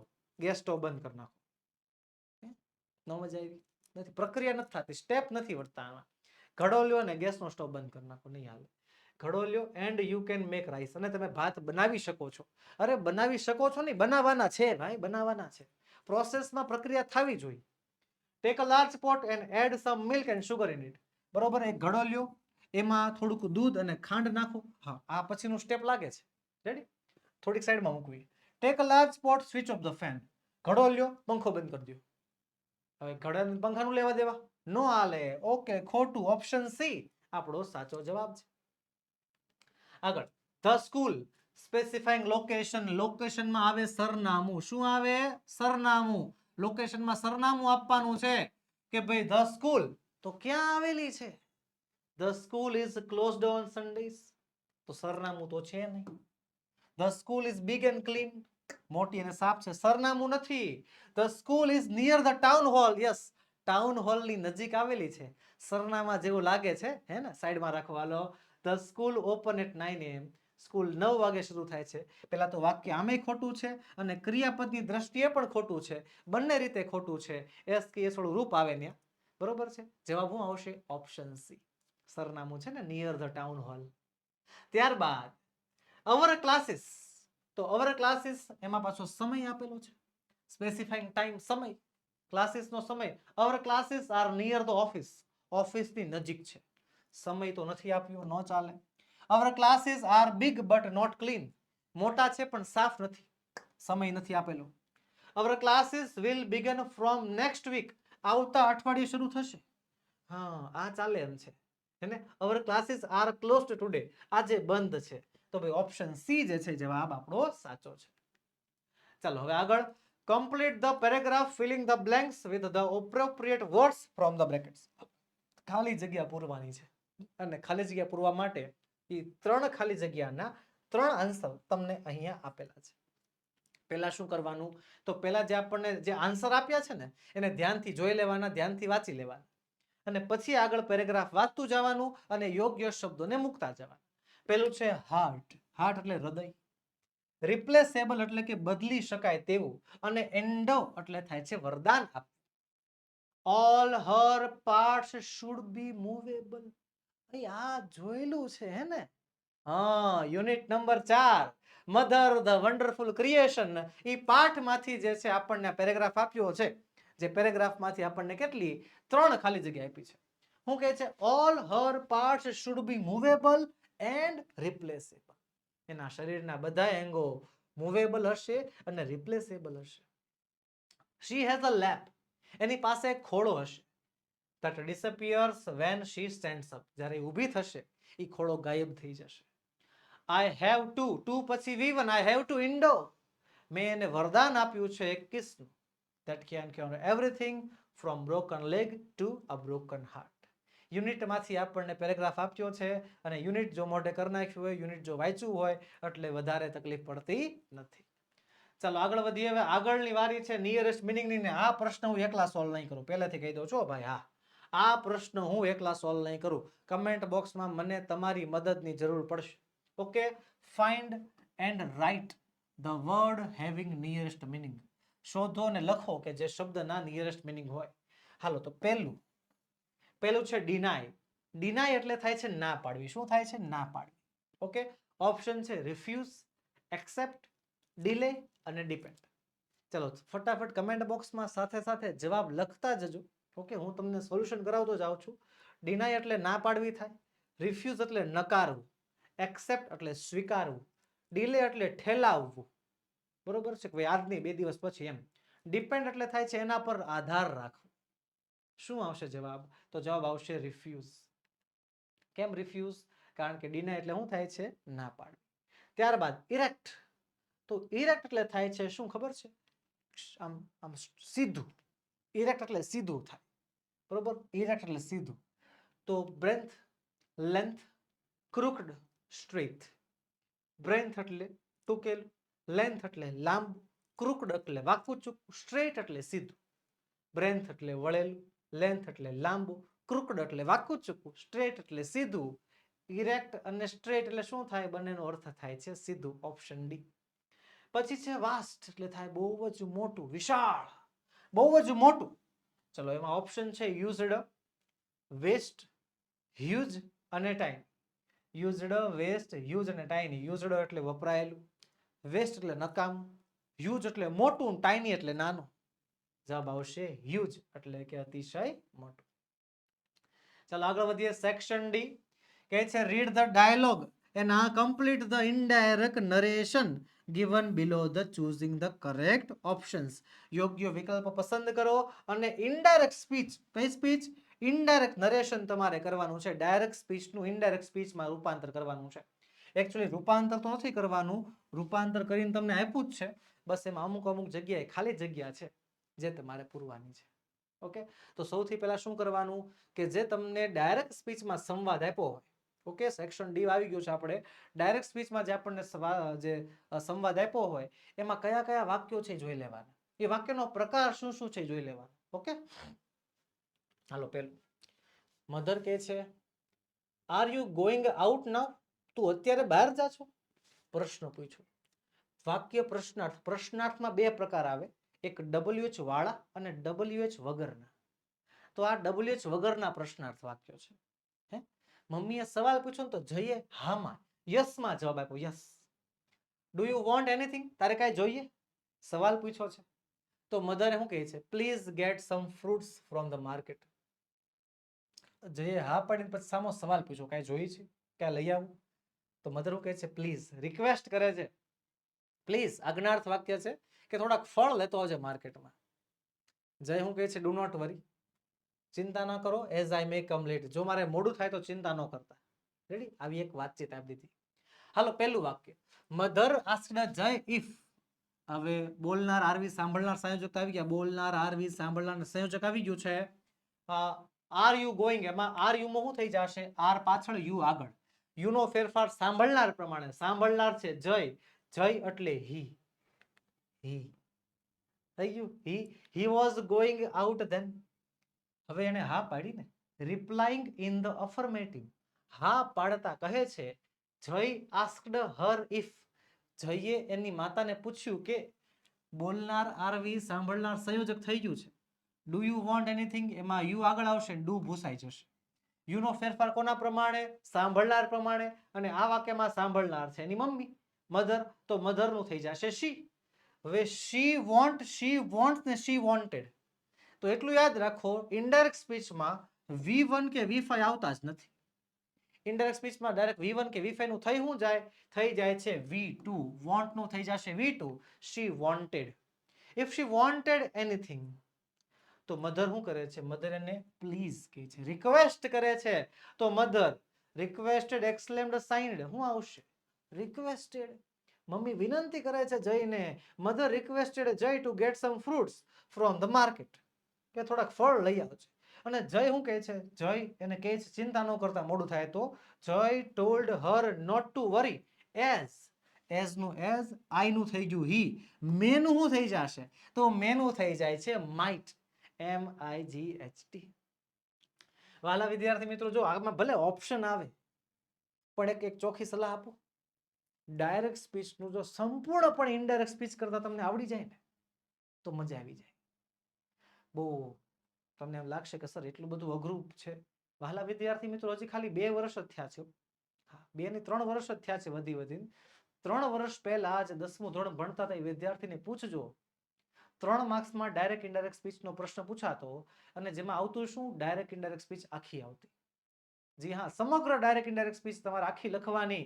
Direct speech આપેલી હોય અને આખી ડાયરેક્ટ સ્પીચનું તમારે ઇનડાયરેક્ટ સ્પીચમાં ફેરફાર કરવાનો. પૂછાતું પણ આખું પૂછાતું. અને આપણને ખબર તો છે નહીં ને કે કઈ જગ્યાએ ખાલી જગ્યા આવશે. તમને એવું તો ફિક્સ નથી હોતું કે ભાઈ આરવીના સ્થાને સર્વનામના ફેરફારના સ્થાને જે છે ખાલી જગ્યા આવે, કે ક્રિયાપદનો ફેરફાર કરવાનો હોય ત્યાં જ ખાલી જગ્યા આવે. એવું જરૂરી હોતું નથી. ગમે ત્યાં ખાલી જગ્યા આવી શકે. તો એટલા માટે આખી direct speech to indirect speech કરતા તમને આવડતું હોવું જરૂરી છે. તો જ તમે સારામાં સારા ગુણ મેળવી શકશો. ઓકે, ચાલો હવે આગળ વધીએ. 47 નંબરનો પ્રશ્ન કહે છે જોઈન ધ સેન્ટેન્સીસ, વાક્યોને જોડો using the appropriate કન્જક્શન્સ given in the brackets. કૌંસમાં આપેલા યોગ્ય સંયોજકોની મદદથી વાક્યને જોડવાના કહ્યા છે. ઓકે, તો ચાલો વાક્યને જોડવા માટે પહેલી વસ્તુ એ તમને વાક્યનું ભાષાંતર થોડું ઘણું આવડતું હોવું જોઈએ, અને બીજી વસ્તુ જે કૌંસમાં તમને શબ્દો આપ્યા છે એ શબ્દોની સમજૂતી, એનો ઉપયોગ ક્યાં ક્યાં થાય અને એનું થોડું ઘણું ભાષાંતર તમને આવડતું હોય એટલે કોઈ પ્રકારનો વાંધો ન આવે. હાલો જોઈએ. હાલો, પહેલું વાક્ય છે Mehul will eat apple. Mehul સફરજન ખાશે. Mehul will eat apples. Mehul સફરજન ખાશે. Mehul will drink orange juice. Mehul orange juice પીશે. હવે મેહુલ ગાંડો તો છે નહીં કે બે વસ્તુ કરે. ઓપ્શન છે but, so, either or. But એટલે પણ, સો એટલે તેથી, અને આઈધર ઓર એટલે આ અથવા તે. પણ કે મેહુલ સફરજન ખાશે પણ ઓરેન્જ જ્યુસ પીશે નહીં. તેથી, સો એટલે તેથી, સફરજન ખાશે તેથી ઓરેન્જ જ્યુસ પીશે નહીં હાલે. બે માંથી એક જ કામ થાય, આવે આઈધર ઓર. હવે આઈધર ઓર નું વાક્ય બનાવવું હોય તો થોડું ગણિત ભણવું પડે. કેમ? હા, ગણિત ભણવું પડે. ગણિતના અમુક નિયમો જે છે એમાં કામ લાગે. કયા નિયમો? સામાન્ય સામાન્ય બાર. બંને વાક્યમાં જે સામાન્ય હોય બહાર કાઢી નાખવાનું. મેહુલ વિલ એટલું સામાન્ય છે, બહાર લખ નાખવાનું. ઈટ એપલ્સ એમાં આઈધર લખવાનું છે અને ડ્રિંક ઓરેન્જ જ્યુસમાં ઓર લખવાનું છે. વાક્ય બનશે Mehul will eat apples or drink orange juice. જોઈ લો, Mehul will either eat apples or drink orange juice. બરોબર છે. Common bar. એકને આપું આઈધર, એકને આપું ઓર. સિમ્પલ. બસ આગળ હાલો. 48મો. Neha is dancing, Geeta is dancing. Neha dance કરે છે, ગીતા ડાન્સ કરે છે. સર આમાં એન્ડ આવે, સામો દેખાય છે એન્ડ, બટ, ઓર, એમાં એન્ડ આવે. જવાબ શું આવે? Neha and Gita is dancing. Neha and Gita is dancing. Neha and Gita are dancing. શું આવે? Are dancing. કેમ આર? કારણ કે પેલા એક જ નામ હતું એટલે ઇઝ આવતું. હવે એકની જગ્યાએ બે નામ થઈ ગયા છે એટલે આર આવે છે. બહુવચન થઈ ગયું. હાલો ત્રીજું. You work hard. તમે મહેનત કરો. You will get good marks. તમારે સારા માર્ક્સ આવશે. તમે મહેનત કરો, તમારે સારા માર્ક્સ આવશે. તમે મહેનત કરો, તમારે સારા માર્ક્સ આવશે. અનલેસ. અનલેસ એટલે જો, નહીં તો. મૂકું. જો તમે મહેનત નહીં કરો તો સારા માર્ક્સ આવશે. અનલેસમાં છે ને એક વાક્ય નકાર થઈ જાય, એક વાક્ય હકાર થઈ જાય. અનલેસનો મતલબ જો નહીં થાય. જો તમે મહેનત નહીં કરો અને પછી તો આવે. જો તમે મહેનત નહીં કરો તો સારા માર્ક્સ આવશે. નો હાલે અનલેસ. ઇફ હાલે. ઇફ જોઈ. જો તમે મહેનત કરશો તો સારા માર્ક્સ આવશે. જો તમે મહેનત કરો છો તો સારા માર્ક્સ આવશે. આ હાલે. ધો એટલે જો કે છતાં પણ. જો કે તમે મહેનત કરો છો છતાં પણ સારા માર્ક્સ આવશે. અરે વિરોધાભાસ થોડો છે. કન્ડિશન છે, શરત છે કે જો તમે મહેનત કરશો તો સારા માર્ક્સ આવશે. If you work hard you will get good marks. Simple. ચાલો આગળ વધીએ. Rewrite the paragraph. પેરેગ્રાફ ફરીવાર લખો. Filling the blanks. ખાલી જગ્યા પૂરો with appropriate words in the brackets. કૌંસમાં આપેલા શબ્દોની મદદથી જે છે ખાલી જગ્યા પૂરવાની છે. ચાલો પૂરી નાખીએ. Girls are very quick in learning. કે છોકરીઓ ભણવામાં બહુ જ ક્વિક હોય છે, ઝડપી હોય છે new things. Parents must recognise ખાલી જગ્યા એબિલિટીઝ. તો માતા પિતાએ ક્ષમતા ઓળખવી જોઈએ. કોની? તેમની માટે ધેરમાં THEIR ધેર એબિલિટીઝ. તેમની ક્ષમતા ઓળખવી જોઈએ અને ખાલી જગ્યા એન્ડ ગાઈડ ધેમ અને તેમને માર્ગદર્શન આપવું જોઈએ. Simple. Hello do as directed. કીધું એટલું કરો. ડાયરેક્ટ ઇનડાયરેક્ટ સ્પીચ પછી જો કોઈ પ્રશ્ન અઘરો હોય ને તો આ ડાયરેક્ટ ઇનડાયરેક્ટ સ્પીચ પછીનો પ્રશ્ન ડુ એઝ ડાયરેક્ટેડ. જો હું કહે છે the servant was arranging a vase on the table. એનું શું થઈ ગયું છે? ધ સર્વન્ટ નું થઈ ગયું ધ સર્વન્ટ્સ. વોઝ નું થઈ ગયું છે વેર. ચાલો હવે પ્રોબ્લેમ એ છે આ ડુ એઝ ડાયરેક્ટેડ તમને 5 રીતે પૂછે. કેટલી રીતે? 5 રીતે. Change the gender, change the number, change the person, change the tense અને change the voice. જેન્ડરમાં બદલવાની જાતિ. છોકરી હોય તો છોકરો, છોકરો હોય તો છોકરી. નંબરમાં બદલવાનું વચન. એક વચન હોય તો બહુવચન, બહુવચન હોય તો એક વચન. રેડી? પછી પર્સનમાં બદલવાનું વ્યક્તિ. આઈ હોય તો આઈ નું યુ કરવાનું કે યુ નું શી કરવાનું કે શી માંથી ધેય કરવાનું કે ગમે કહી શકે. ટેન્સમાં બદલવાના હોય કાળ. અને એક્ટિવ પેસિવ વોઇસની અંદર તમારે રચના બદલવાની હોય. એક્ટિવ વોઇસમાંથી પેસિવ વોઇસમાં અથવા તો પેસિવ વોઇસમાંથી એક્ટિવ વોઇસમાં જે છે ફેરફાર કરવાના હોય છે. પ્રોબ્લેમ એ છે કે તમને કાઉન્સમાં કહેતા નથી કે તમારે ખરેખર કરવાનું છે શું. તમને આવી રીતે સેમ્પલ આપી દે છે કે જો આમાંથી આવું કરવાનું છે, આવું જે છે ને એમાંથી આવું કરવાનું છે, તો તમારે ઓળખવું પડે શું છે આ. તો ભાઈ અહીંયા આપણને સામું દેખાય છે સર્વન્ટ નું થઈ ગયું છે સર્વન્ટ્સ. એક વચન નું થઈ ગયું છે બહુવચન. આપણે આ એક વચનના પેરેગ્રાફને બહુવચનમાં ફેરવવાનો છે. તો પહેલું વાક્ય આવડી જશે ને. The servants was were arranging a vase, arranging vases on the table. તો ટેબલનું ટેબલ્સ થઈ જશે. જેનું બહુવચન થાય કરી જ નાખવાનું. હી તો હી નું થઈ જાય they. he put a flower, flowers થઈ જશે. in it અહીંયા it નું ધેમ થઈ જશે. પછી while doing so તો while doing so એમનેમ રહેશે. he તો he નું બહુવચન they થઈ જશે.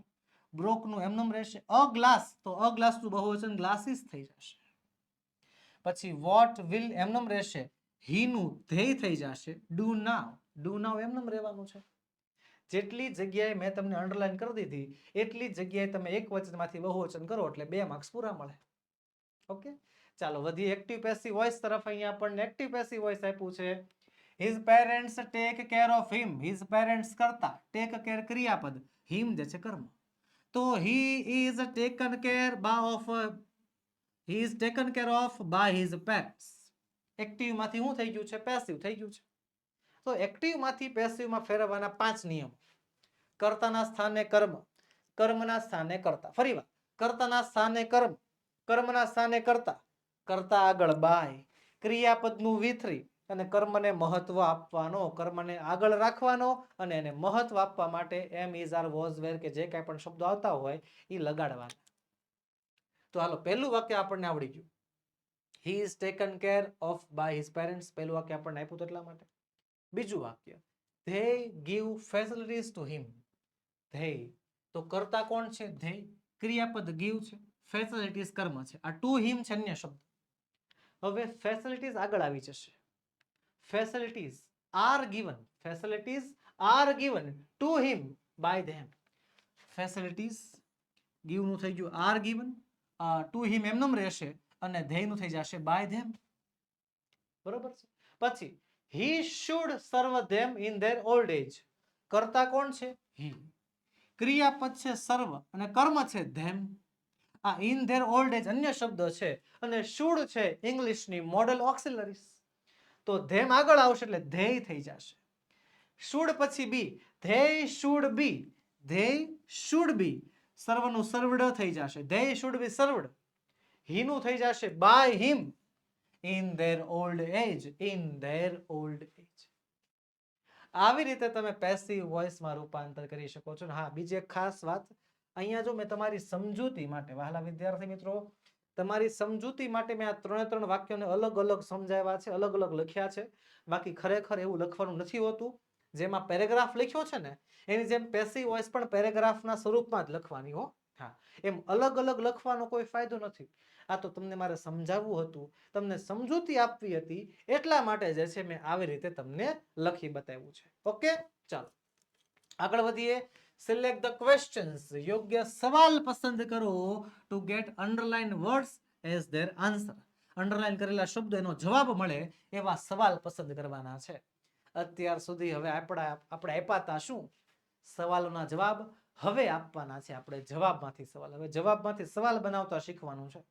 તો ચાલો એમાં શું છે. હાલો, the cook added a little red chilli powder in the sauce. કે રસોઈયાએ થોડોક રેડ ચીલી પાવડર એમાં નાખ્યો, થોડોક. અ લિટલ ની અંડરલાઈન છે. અ લિટલ એક જથ્થો છે, જથ્થા માટે હાઉ મચ આવે. ચલો, what did the cook add? નહીં ચાલે. How much red chilli powder did the cook add in the sauce? કેટલો રેડ ચીલી પાવડર? તો હા, આ ચાલશે. તો બીજા બે ઓપ્શન જોઈ લેવાનો. who added? તો ભાઈ ધ કુક ની અંડરલાઈન હોય તો who આવે. અને why did the cook add? શા માટે કુકે જે છે એમાં નાખ્યો? નહીં. ઓપ્શન બી આપણો જવાબ સાચો છે. ત્યાર માય બ્રધર ટીચીસ મી અ લોટ. મારો ભાઈ મને બહુ ભણાવે છે. માય બ્રધર વાક્યના કર્તા નીચે અંડરલાઈન હોય, વાક્યના જ્યારે કર્તા નીચે અંડરલાઈન હોય એટલે ફરજિયાત who વડે સવાલ આવે.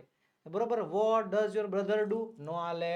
why does your brother teach you a lot? નો આલે. who teaches you a lot? yes, આ હાલે એમ છે. અને how does your brother teach you? નો આલે. ઓપ્શન સી આપણો જવાબ સાચો છે. આગળ, there are 7 colors in the rainbow. 7 સંખ્યા. જ્યારે સંખ્યા નીચે અંડરલાઈન હોય, બધાને ખબર છે, નાનપણથી ભણતા એવા છે. કયો શબ્દ આવે? How many. કયો શબ્દ આવે છે? How many. હાઉ મેની વડે સવાલ પૂછવામાં આવે છે. there are 7 colors in the rainbow. How many પહેલું જ છે. How many colours are there in the rainbow? મેઘધનુષ્યમાં કેટલા રંગો હોય છે? કેટલા હોય છે? 7 હોય છે. આગળ વધીએ. Section E. થઈ જાઓ પેન લઈને તૈયાર. જો પેન તમે બેગમાં મૂકી દીધી હોય તો કાઢી નાખજો, કારણ કે હવે આપણે લખવાનું છે. શું લખવાનું છે? કવિ લખવાનું છે. બીજું શું લખવાનું હોય? લખવાનું છે આપણે રાઇટિંગ સેક્શન. રાઇટિંગ સેક્શનમાં આપ સર્વ વિદ્યાર્થી મિત્રોનું હું સ્વાગત કરું છું. સર, એમાં શું સ્વાગત કરું? સ્વાગત કરવું પડે, કારણ કે અત્યાર સુધી section A B C D ની અંદર જો તમે કઈ ભૂલ કરી હોય અને ચેકો માર્યો હોય, કાંઈ વાંધો, છેકછાક થઈ હોય, કાંઈ વાંધો નહીં. પણ સેક્શન ઈ ની અંદર છેકછાક નહીં ચાલે. બરોબર? ખોટું લખાણ નહીં ચાલે, ન કરાય. લેખન વિભાગ છે ભાઈ, લેખન વિભાગ છે, રાઇટિંગ સેક્શન છે. શું લખો છો એનું મહત્વ તો હોવાનું જ, કેવું લખો છો ને એનું મહત્વ પણ હોવાનું છે. છેકછાક નહીં હો મારા વાલીડાઓ, છેકછાક નહીં. અને બીજી વસ્તુ ખાસ, સ્પેલિંગ મિસ્ટેક ન થાય એનું પણ ખાસ તમે ધ્યાન રાખજો. હો ને? રાખશો કે નહીં? હાલો તઈ. રાઇટિંગ સેક્શન પહેલો પ્રશ્ન, write a paragraph in about 125 words on the following. અને 6 માર્ક્સનો પ્રશ્ન. પહેલો જ નિબંધ છે માય મધર વિશે, માં વિશે. હવે જો પહેલી વસ્તુ એક અમુક બાબતો જે છે તમે ધ્યાનમાં નથી લેતા. રાઇટિંગ સેક્શન સંપૂર્ણપણે મૌલિકતા ઉપર આધાર રાખે છે. તમને કેટલું આવડે છે કે કેટલું તમે જાતે વિચારીને લખી શકો છો એના ઉપર આ સેક્શન નિર્ભર હોય છે. કે સર આ નિબંધ અમને નહોતો કરાવ્યો, આ નિબંધ અમને નથી આવડતો, અમને નથી કોઈ શીખવાડ્યો, આ ટીક નથી કરાવ્યો, આ વાંચો નથી. જો વાલા વિદ્યાર્થી મિત્રો એ પણ કહી દો, હું તમને જે નિબંધ બતાવીશ ને, સોલ્વ કરાવીશ ને, એમાંથી શબ્દો તમારે ઉતારવાના. હું નિબંધ તમને સમજૂતી સાથે સમજાવીશ, એના શબ્દો મગજમાં ઉતારવાના, એના વાક્યો મગજમાં ઉતારવાના. એ નિબંધને ગોખવાનો પ્રયત્ન નહીં કરવો, ગોખણ પટ્ટી નથી કરવાની થતી. મૌલિકતાથી જાતે વિચારો ને. આ માય મધર નિબંધ મને એમ કહો તો તમારા જીવનમાં હું પહેલી વાર આવ્યો છે? આ નિબંધ તમારા જીવનમાં બાળપણથી આવે છે. અને જો હું ભાષા ચેન્જ કરું, ગુજરાતીમાં વાત કરું, માતે માં બીજા બધા વગડાના વા, એ નિબંધ તો કેટલી વાર આવી ગયો હશે. તો શું તમે માતા વિશે ઇંગ્લિશમાં ન લખી શકો? હે, લખી શકાય છે. વિચાર તો આપણી પાસે છે જ, વાક્યો પણ છે, બસ ખાલી ઇંગ્લિશમાં કન્વર્ટ કરવાનું બાકી છે. અને અહીંયા જે તમને મુદ્દા આપ્યા છે, that is for your help, તમારી મદદ માટે છે. એ મુદ્દાને પણ એકવાર શાંતિથી વાંચી લેવાના અને એના આધારે વાક્ય બનાવી શકો છો. જો different members in the family, પરિવારના અલગ અલગ સભ્યો, એમાં તમારી મમ્મી, એનું નામ, એની ઉંમર, એમનો દેખાવ, એની ક્વોલિટીઝ, એની ખાસિયત. દેખાવ અહીંયા એપિયરન્સ એટલે દેખાવ થાય છે, અને ક્વોલિટીઝ એટલે ખાસિયત. લુક્સ આફ્ટર ધ ફેમિલી, પરિવારનું ધ્યાન રાખે છે. Her help to the members of the family, પરિવારના દરેક સભ્યોને શું શું મદદ કરે છે એ લખવાનું. અને યોર ફિલિંગ ફોર હર, તમારી લાગણીઓ શું છે એના પ્રત્યે જણાવી દેવાનું. ચાલો લખીએ. મેં અહીંયા મારા વિદ્યાર્થીના નામ લખ્યા છે, એના વાલીના નામ લખ્યા છે. તમે આમાં સ્વાભાવિક રીતે ચેન્જ કરી શકો છો. માય નેમ ઇઝ સુરેખા, મારું નામ સુરેખા છે. I come from a joint family, હું એક જોઈન્ટ પરિવારથી બિલોંગ કરું છું. I live with my parents, હું મારા માતા પિતા સાથે, મારા ભાઈ સાથે, મારા દાદા દાદી સાથે, અંકલ અને આંટી સાથે અને એના છોકરાઓ એટલે કે કઝિન સાથે હું રહું છું. જોઈન્ટ ફેમિલી ને. Our house is always full of joy and laughter, અમારું ઘર હંમેશા ખુશી અને હસીથી ભરાયેલું હોય છે. My mother's name is Rekhaben, મારા મમ્મીનું નામ છે Rekhaben. She is 38 years old, એ 38 વર્ષના છે. She is tall and slim, એ ઊંચા અને પાતળા છે. શી ઇઝ વેરી બ્યુટીફુલ, બહુ જ સુંદર છે.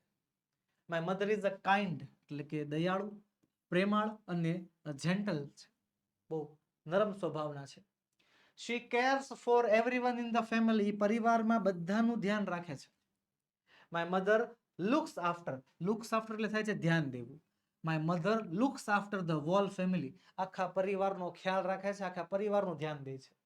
શી કુક્સ ટેસ્ટી ફૂડ, એ સ્વાદિષ્ટ ખોરાક રાંધે છે અમારા માટે એવરી ડે, દરરોજ.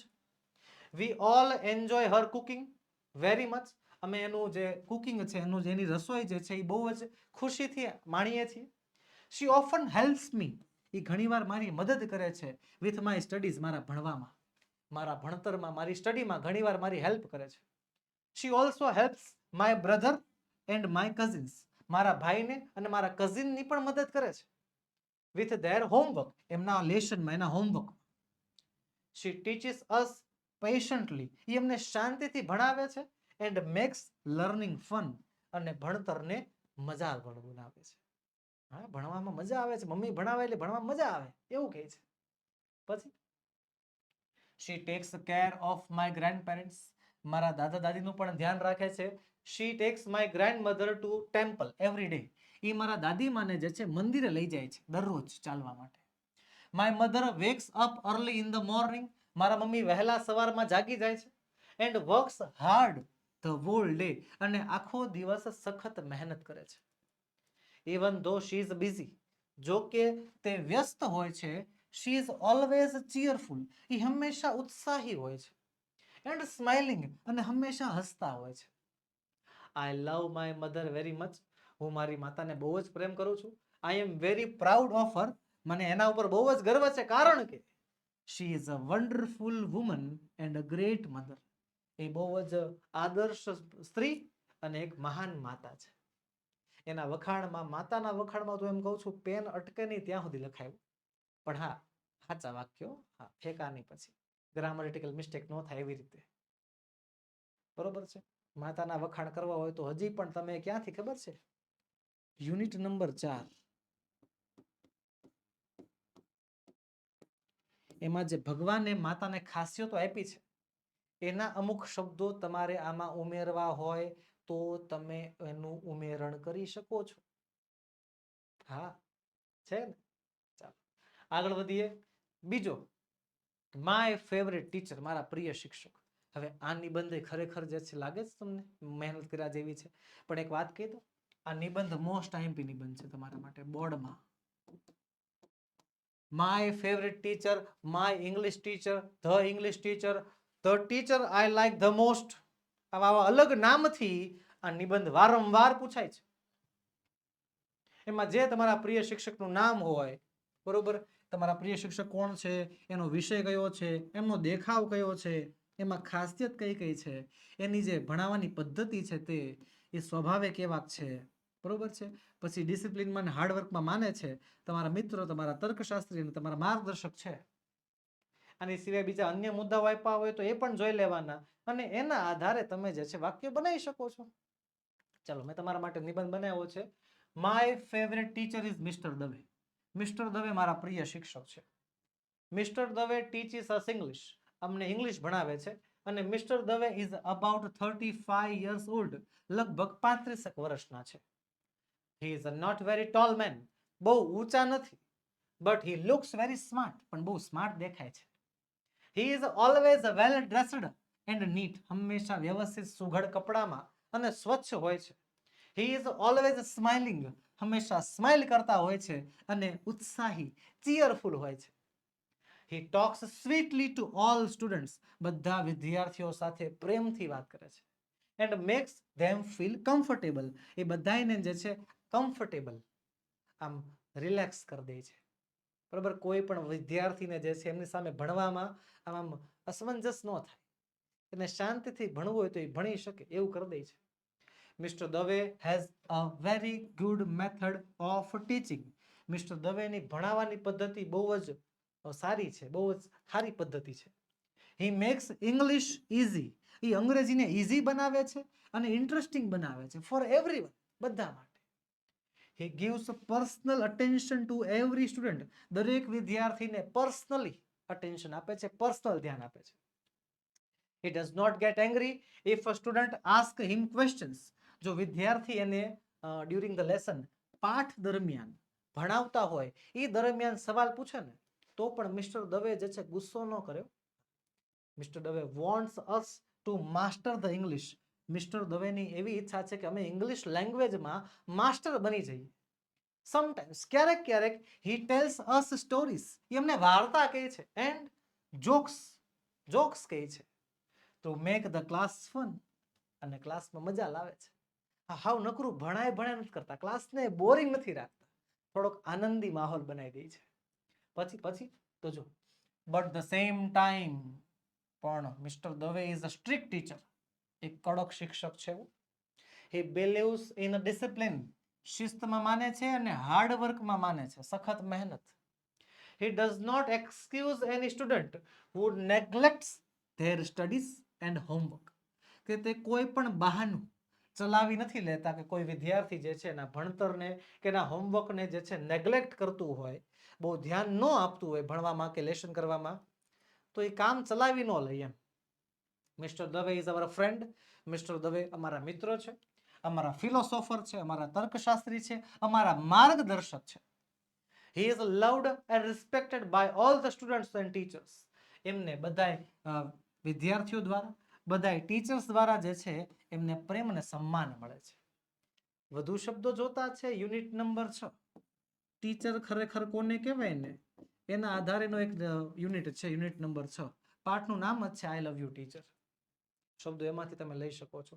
અને હા, એક મોટી વાતો જે લગભગ મોટા ભાગના વિદ્યાર્થીઓ ભૂલ કરે છે. માય ફેવરેટ ટીચરની અંદર શું કરે ખબર છે? એ શિક્ષકની પર્સનલ લાઈફ વિશે ઘણું લખી નાખે છે. જો વાલા વિદ્યાર્થી મિત્રો, એ તમારા જીવનમાં આવેલા શિક્ષક એ તમને ભણાવવા માટે આવ્યા છે, તો એમની ભણાવવાની કઈ પદ્ધતિ તમને ગમી, એમની કઈ સ્ટાઇલ તમને ગમી, એની કઈ મેથડ તમને ગમી, બરોબર છે, એના વિશે વધુ માહિતી લખવા. જો શિક્ષક છે ને એ કોઈ જેવી તેવી પરિસ્થિતિમાં નથી હોતા.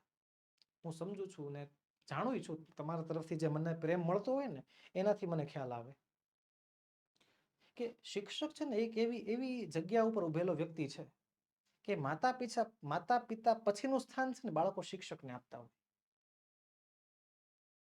ઘણી વાર તો એવું પણ થયું છે કે બાળકો જે હોય ને એ શિક્ષકની સ્ટાઇલ કોપી કરે.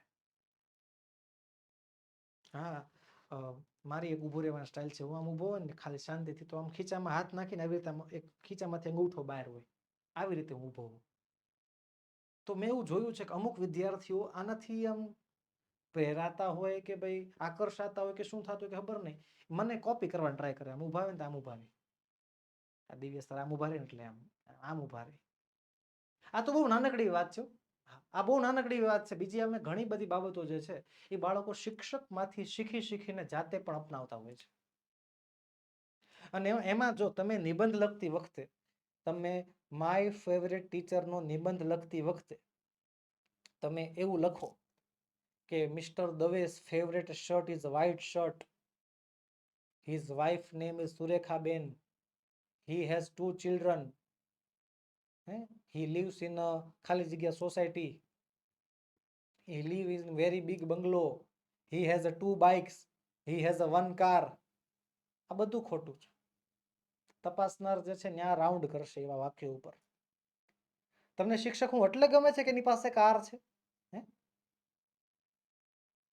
એ જે સબ્જેક્ટ ભણાવે છે એનો કેટલો પાવર છે, એ તમને કેવી રીતે ભણાવે છે, ભણાવતા મજાક કરે એટલા માટે ગમે છે, યોગ્ય છે, બરોબર છે. પણ એના પહેરવેશ, એમની પર્સનલ લાઈફ, એના વિશે વાક્યો લખવાની ખરેખર કોઈ જરૂર નથી. એ ભૂલ છે, વારંવાર કરો છો. ઘણા વિદ્યાર્થી કરતા હશે કે નિબંધ લેન્થી બનાવવા માટે માય ફેવરેટ ટીચર, તો my favourite teacher favourite fast food is pizza, એવું જે છે તમે લખો છો. મહેરબાની કરજો બાળકો એવું ન લખતા. હા, ખરેખર ન લખતા. અહીંયા જે મેં તમને નિબંધ બતાવ્યો ને તમે એ બેઠો લખી નાખશો ને તોય તમને પૂરેપૂરા માર્ક્સ મળશે, પણ આવું ન કરતા.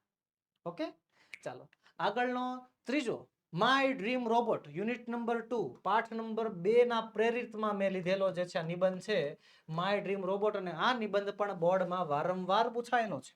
માય ડ્રીમ રોબોટ, બરોબર. તમારે કેવા રોબોટની ઈચ્છા છે, તમારે કેવો રોબોટ જોઈએ છે? રોબોટ બધાને જોતો જોઈએ કે ભાઈ એનું લેશન કરી દે, એનું કામ કરી દે એવું. નામ, એનો દેખાવ, એમાં કઈ કઈ ખાસિયતો હોવી જોઈએ, તમે એનો શું ઉપયોગ કરશો, એને તમારે ફ્રેન્ડ તરીકે રાખશો, ફેસિલિટી શું જોઈએ છે તમારે એમાં, તમારું કમ્ફર્ટ, સ્પેશિયલ ક્વોલિટી કઈ કઈ હોવી જોઈએ, અને તમારું ગર્વ. હવે જો આગળના જે 2 નિબંધ હતા ને એ 2 નિબંધ તમારા ભૂતકાળના ધોરણમાં આવી ગયા હશે, પણ આ નિબંધ સ્પેશિયલી તમારા આ ધોરણનો જ નિબંધ છે, હે ને? તો આના શબ્દો તો તમને વધારે ઝડપથી યાદ રહેવા જોઈએ, કારણ કે હજી હમણાં ભણ્યા હશો. ચાલો તઈ મેં મારા સ્વપ્નનો રોબોટ કેવો બનાવવો એના વિશે તમને સમજૂતી આપું છું. My dream robot, I would name him Mitra. હું એનું નામ પાડીશ મિત્રા, which means friend. એનો મતલબ શું થાય છે? Friend. Mitra would B metallic blue in colour. Metallic blue યાદ કરો, પાઠ નંબર 2 એમાંથી જ લીધું કે મિત્રા જે છે મેટાલિક બ્લુ કલરમાં હશે અને શાઇની, ચમકતો હશે. he would have arms, એની પાસે હાથ હશે, that could stretch for a long distance at least 2 feet. એ 2 ફૂટ જેટલા લાંબા થઈ શકશે, એટલો બધો લાંબો હાથ હશે. આમ 2 ફૂટ જેટલા લાંબા થઈ શકે, વધારે extra M. Mitra would be programmed to do all the household work. Mitra ઘરના દરેક કામ કરી શકશે, ઘરના દરેક કામ. Unit number 2, like dusting, sweeping, cooking, washing clothes, ironing and repairing electronic and electrical appliances. થોડાક ફેરવી નાખ્યા છે, પાઠમાંથી નથી લીધું બેઠું. કે મિત્રા ઘરનું બધું કામ, જેવા કે ડસ્ટિંગ કચરું કાઢવું, સ્વીપિંગ પોતું મારવું, કુકિંગ રાંધવું, કપડા ધોવા, આયરનિંગ ઇસ્ત્રી કરવી, અને ઇલેક્ટ્રિકલ કે ઇલેક્ટ્રોનિક જે એપ્લાયન્સીસ હોય એને રિપેર કરતા એને આવડશે. બરોબર સર, આમાં જે છે મારે ઓલા પાઠના લખવા હોય તો લખો ને. Cleaning, arranging, moving the lawn, selecting the news from newspapers. લખો. In short, Mitra would be my best friend. ટૂંકમાં મિત્રા મારો બેસ્ટ ફ્રેન્ડ હશે એન્ડ હેલ્પર, મારો મદદગાર હશે. He would also do my homework and check it carefully. એ મારું lesson કરશે અને એને ચેક પણ કરી નાખશે. એટલે ચેક કરનાર લીટા નહીં પાડી નાખે, સહી નહીં કરી નાખે, ચેક કરશે કે એમાં કઈ ભૂલ નથી થઈ ને એમ. Mitra would help me with my studies. Mitra મારા ભણવામાં મારી મદદ કરશે. And solve all my difficulties, અને મારી બધી પરેશાની જે છે એ સોલ્વ કરી નાખશે. He would play games with me. એ મારી સાથે ગેમ્સ રમશે એન્ડ કીપ મી હેપી, અને મને ખુશ રાખશે. ત્યારબાદ he would take care of my needs and my comfort મારી બધી જરૂરિયાત, મારા બધા આરામનું ધ્યાન રાખશે. બટ વન સ્પેશિયલ ક્વોલિટી, પણ એક ખાસિયત છે, Mitra would have his emotions. Mitra પાસે જે છે ભાવનાઓ હશે. બરોબર, મારે ખાલી રોબોટ નથી જોતો, મારે ભાવનાવાળો રોબોટ જોતો છે. ઇમોશન્સ એન્ડ ફિલિંગ્સ, એની પાસે એની ભાવનાઓ, એની લાગણીઓ હશે. He would not be just a machine. એ ખાલી કોઈ મશીન, કોઈ યંત્ર નહીં હોય, but a machine with a heart. પણ એક એવું મશીન હશે કે જેને હૃદય હશે, દિલ હશે. Mitra would understand me. Mitra મને સમજશે. and be kind, અને થોડું દયા ભાવના રાખશે. Mitra would be my pride and my joy. Mitra મારા માટે મારું ગર્વ, મારી ખુશી બનશે. તો આ આપણે જે છે માય ડ્રીમ રોબોટનો નિબંધ કમ્પ્લીટ કરી નાખ્યો. આગળ વધીએ. આગળનો નિબંધ, આગળનો છે 57 પ્રશ્ન, ડ્રાફ્ટ એન્ડ ઈમેલ. રકમ વાંચવાની છે, ઈમેલ રાઇટિંગ પૂછાય છે. રકમ વાંચો, ઈમેલ લખો. રકમ વાંચો, ઈમેલ લખો. રકમ ગણિતનો દાખલો થોડો છે, ગણિતનો દાખલાની જેમ જ છે ભાઈ. જેમ ગણિતના દાખલામાં તમે રકમ લખો, લખેલી રકમ હોય એને સમજો, પછી સમજાય ને કે આમાં શું આપ્યું છે, શું મેળવવાનું છે. તો સેમ અહીંયા રકમ વાંચશો ત્યારે સમજાશે લખનાર કોણ, મેળવનાર કોણ અને ટોપિક શું છે. તો હાલો રકમ વાંચી. શું કહે છે? Draft an email on behalf of Monali Vyas. કે મોનાલી વ્યાસના બદલે તમારે ઈમેલ લખવાનો છે. કોને લખવાનો છે? Her friend Soham. એના ફ્રેન્ડ સોહમને ઈમેલ લખવાનો છે. આ છે લખનાર મોનાલી વ્યાસ, મેળવનાર એનો ફ્રેન્ડ સોહમ. સોહમની આઈડી, સોહમ પટેલની આઈડી આપી છે અહીંયા. શું કામ ઈમેલ લખવાનો છે? ઇન્વાઇટ કરવાનો છે, ઇન્વાઇટિંગ હિમ. અને ખાલી એને નહીં, એની બહેનને પણ. Inviting him and his sister. સોહમને અને તેની બહેનને બંનેને ઇન્વાઇટ કરે છે. શેમાં? To her birthday party. આ હર બર્થડે પાર્ટી કોની? એ આ જો તો શું કર્યું? Inviting him and his sister two her birthday party. આ કઈ છે? કઈ શું કહેવા માંગે છે? તો જો ઇન્વાઇટિંગ હિમ એટલે કોણ? તો હિમ એટલે સોહમ. હિઝ સિસ્ટર એટલે કે સોહમની બહેન, સોહમ્સ સિસ્ટર. અને હર એટલે હર કોણ છે? તો હર છે મોનાલી. સમજવું પડે એટલે જ કીધું રકમ છે. રકમને સમજો પછી આવડશે કે મોનાલી વ્યાસના વતી તમારે ઈમેલ લખવાનો છે. એના ફ્રેન્ડ સોહમને બોલાવવાનો છે. એને સોહમને અને સોહમની બહેન બંનેને બોલાવવાના છે. ક્યાં? પોતાના બર્થડે પાર્ટીમાં. મોનાલી એને પોતાના બર્થડે પાર્ટીમાં બોલાવવા માંગે છે, ઇન્વાઇટ કરવા માંગે છે. લખનાર કોણ છે? મોનાલી. મેળવનાર કોણ છે? સોહમ. લખનાર એટલે ફ્રોમ. મોનાલીની આઈડી આપી નથી, આપણે લખી નાખવાની mona4545@gmail.com. પછી સોહમની આઈડી આપી છે, હા, ટુમાં એની આઈડી આવે, એ લખી જ નાખવાની. વિષય શું છે? Invitation for birthday party. ચાલો લખીએ. Dear Soham, I am writing this to invite you and Disha for my birthday party. એવો ઈમેલ લખું છું તને અને દિશાને. આ દિશા કોણ યાર? હવે તો દિશા સોહમની બેનનું નામ હશે, કોઈ પણ નામ લખી શકો. કે હું તને ને દિશાને મારી બર્થડે પાર્ટીમાં બોલાવવા માટે ઈમેલ લખું છું ઓન 23rd મે, 23 મે સાંજે 6 વાગે મારા ઘરે. તારીખ, સમય, સ્થળ. કોઈ પણ વ્યક્તિ કોઈને નોતરું આપતું હોય ને, ઇન્વિટેશન આપતું હોય ને, તો ક્યાં આવવાનું, ક્યારે આવવાનું, બરોબર? ક્યાં આવવાનું, ક્યારે આવવાનું, કઈ તારીખે આવવાનું કેવું પડે કે નહીં? કહી દીધું. 23 તારીખે સાંજે 6 વાગે એના ઘરે જવાનું છે, બરોબર? સિન્સ ને હા, બીજી એક વસ્તુ, લખનાર તમે ખુદ છો એવું સમજવાનું. હા, આય તરીકે વર્ણન, કે હું તને ઈમેલ લખું છું કે તારે મારા ઘરે આવવાનું છે. એમ લખનાર ખુદ બની જવાનું થોડીક વાર માટે, એટલે ભૂલ ન પડે. Since it is vacation time, vacation time છે. We can not meet in the school, આપણે સ્કૂલમાં નથી મળી શકતા, હે ને? So my parents have specially organise this party. એટલે મારા માતા પિતાએ ખાસ કરીને આ પાર્ટી આયોજન કરી છે, જેથી so that we can meet one another, આપણે એકબીજાને મળી શકીએ. એન્ડ હેવ સમ ફન, અને થોડીક મજા માણી શકીએ. I have invited all our friends, મેં આપણા બધાય મિત્રોને આમંત્રિત કર્યા છે. We will have some great time together, આપણે સાથે મળીને સારો સમય વિતાવશું. We have arranged some really interesting activities, અમે જે છે સરસ મજાની રસપ્રદ પ્રવૃત્તિઓનું પણ અરેન્જમેન્ટ કર્યું છે. Please convey my message to Disha, કે મહેરબાની કરીને મારો મેસેજ જે છે દિશાને કહી દેજો કે ભાઈ તારે પણ આવવાનું છે એમ. I am eagerly looking forward to your company હું રાહ જોઉં છું તારી કંપની, તારા સાથની, કે તું આવીશ એની હું રાહ જોઉં છું. યોર લવિંગ ફ્રેન્ડ, તારો પ્રિય મિત્ર. તારે પ્રિય મિત્ર લખનાર કોણ છે? મોનાલી. લખી નાખ્યું. ચાલો, ઈમેલ હાથમાં પૂછાય છે શું? રિપોર્ટ. એક રિપોર્ટ લખવાનો છે. શું? The welcome of the new principal in your school. તમારી શાળામાં નવા પ્રિન્સિપલનું જે આગમન થયું એમના વેલકમમાં તમે જે કાર્યક્રમ ગોઠવો હતો એના વિશે. હવે જો, વેન ડીડ હી જોઈન, ક્યારે આવ્યા, કેવું ફંક્શન હતું, કોણે જે છે મુખ્ય મહેમાન કોણ હતું, who was the chief guest, હે ને? પછી એની સ્પીચ શું હતી, મેસેજ જે છે નવા પ્રિન્સિપલે વિદ્યાર્થીઓને શું મેસેજ આપ્યો, અને વોટ ઓફ થેન્ક્સ, ધન્યવાદ કહીને છૂટા પડ્યા. ઓકે, આખો રિપોર્ટ અહેવાલ કયા કાળમાં હોય છે? ભૂતકાળમાં હોય છે. ચાલો, welcome function for Shri Sumit Mehta, principal. June 17, 2024, Vapi જિલ્લો, એની વાત છે. લાસ્ટ મંડે, ગયા સોમવારે, a special function was organized in our school to welcome Shri Sumit Mehta, our new principal from academic year 2024. કે આ નવા વર્ષથી અમારા શાળામાં નવા પ્રિન્સિપલ કોણ? શ્રી સુમિત મહેતા અમારા શાળામાં આવવાના છે. એમના સ્વાગત માટે કાર્યક્રમ હતો. The function was held in the assembly hall. Function assembly હોલમાં હતો. It was attended by all the students. બધા વિદ્યાર્થીઓ એમાં હાજરી આપેલી. શિક્ષકો હતા, ટીચર્સ હતા, એન્ડ ધ સ્ટાફ, આ બધા હતા of the school. The trustee and committee members, trustee અને કમિટી મેમ્બર્સ જે છે of the school were also present, એ પણ શાળાએ હાજર હતા. ધ ચેરમેન કોણ? Shri Purohit was the chief guest, એ મુખ્ય મહેમાન હતા.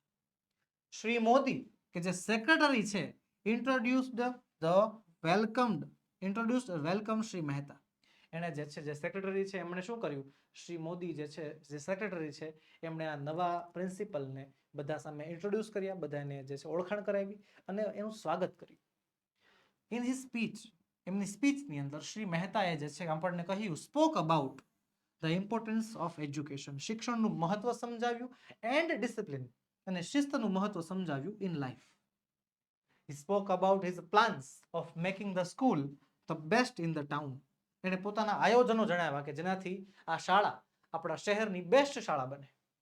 અવર વાઇસ પ્રિન્સિપલ કે જે શાળાના વાઇસ પ્રિન્સિપલ મિસિસ પાંડ્યા, એને gave a vote of thanks, એમણે આ નવા પ્રિન્સિપલ સાહેબનો આભાર વ્યક્ત કર્યો. સરસ મજાનો પ્રોગ્રામ ટૂંક ઓન ટચ કમ્પ્લીટ પૂરો થઈ ગયો. ચાલો આગળ. Describe the picture in about 10 sentences. 10 વાક્યોમાં ચિત્રનું વર્ણન કરવાનું છે. ઓકે, તો ચાલો, પેલા ચિત્ર છે શેનું? તો કે એક રૂમનું ચિત્ર છે. શું શું દેખાય છે? તો રમકડા પડ્યા, જો આમ તેમ, એક વિમાન પડ્યું છે, બેટ છે, અહીંયા એક બૂટ છે, એક મોજો અહીંયા છે, એક મોજો અહીંયા છે, બિલાડી સૂતી છે બેડ ઉપર, એક દડો પડ્યો છે, ઓશિકું છે, કારના ચિત્રો છે, ટ્રોફી પડી છે કબાટ ઉપર, બે કાર છે, દિવાલ ઘડિયાળ છે, બારી છે. ઓકે, ચાલો. This is a picture of a room. રૂમનું ચિત્ર છે. There is a bed in the room. રૂમમાં એક બેડ છે. There is a poster of cars on the wall. એક પોસ્ટર છે કે જેમાં કાર્સ છે દિવાલ ઉપર. Some toys are lying on the bed.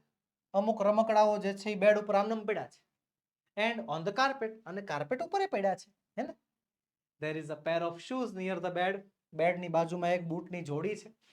There is a small cupboard near the window. બારીની બાજુમાં નાનકડો એવો કબાટ છે. There is a big trophy on the cupboard. કબાટ ઉપર એક મોટી ટ્રોફી છે. There is a clock on the wall. અને દિવાલ ઉપર ઘડિયાળ છે. હજી આમાં વાક્ય ઉમેરવા છે, હજી ઉમેરી શકશો. શું ખબર છે? આમાં તમને જે દેખાય છે તો તમે લખ્યું, જે નથી દેખાતું એ પણ તમે લખી શકો. I cannot see curtains over the wall.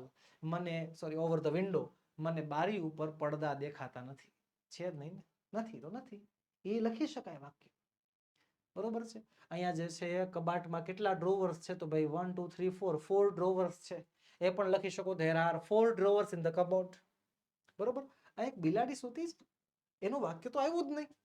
હે, લખો ને. A cat is lying અથવા તો sleeping on the bed. એક બિલાડી જે છે બેડ ઉપર સૂતી છે. આવા હજી વધારે તમે વાક્યો, વર્ણનાત્મક વાક્યો તમારે વધુ લખવા હોય તો તમે લખી શકો છો. ચાલો, તો બસ વહાલા વિદ્યાર્થી મિત્રો, આ હતું આપણું બ્રહ્માસ્ત્ર પેપર સેટનું પહેલું પેપર, જેમાં આજે એક નાનકડી એવી મોટી અનાઉન્સમેન્ટ કરવા જઈ રહ્યો છું. હા, નાનકડી એવી મોટી, ટૂંક જ સમયમાં તમારા માટે શરૂ થવા જઈ રહી છે A1 ગ્રેડની તૈયારી કરાવતી ગુજરાતના શ્રેષ્ઠ શિક્ષકો વાળી ટીમ વાળી આઈએમપી બેચ. જી હા, આઈએમપી બેચની અંદર જોડાવા માટે આપણો મોબાઈલ નંબર 7046222254 પર તમે કોન્ટેક્ટ કરી શકો છો. અભ્યાસક્રમ પૂરો થઈ જશે, 10મા ધોરણના વહાલા વિદ્યાર્થીઓને એક જ વસ્તુની જરૂર હશે, શેની? આઈએમપી. સૌથી વધારે ઇમ્પોર્ટન્ટ એવા સવાલો અને એ સવાલોનું સોલ્યુશન. તો વહાલા વિદ્યાર્થી મિત્રો, આઈએમપી બેચની અંદર તમને આઈએમપી સવાલોનું સોલ્યુશન મળશે, સાથે સાથે જે કાંઈ પણ તમારા ડાઉટ હશે એ ડાઉટનું સોલ્યુશન પણ કરાવવામાં આવશે, એ પણ લાઈવ. વધુ માહિતી માટે આપણો મોબાઈલ નંબર 7046222254 પર તમે કોન્ટેક્ટ કરી શકો છો. તો બસ વહાલા વિદ્યાર્થી મિત્રો, આજના વિડીયોમાં એટલું જ. આજે આપણે સોલ્વ કર્યું આપણા બ્રહ્માસ્ત્ર પેપર સેટનું પ્રથમ પરીક્ષા માટે અતિશય ઉપયોગી એવા બ્રહ્માસ્ત્ર પેપર સેટનું પેપર નંબર 1. મળીશું આવતા વિડીયોમાં, જેમાં આપણે પેપર નંબર 2 નું સંપૂર્ણ સોલ્યુશન લઈને હાજર થશું. વહાલા વિદ્યાર્થી મિત્રો, વિડીયો ગમ્યો હોય તો લાઈક કરો, તમારા મિત્રોમાં શેર કરો અને જો ચેનલમાં નવા હો તો સબસ્ક્રાઇબ કરો. જય હિન્દ, જય ભારત.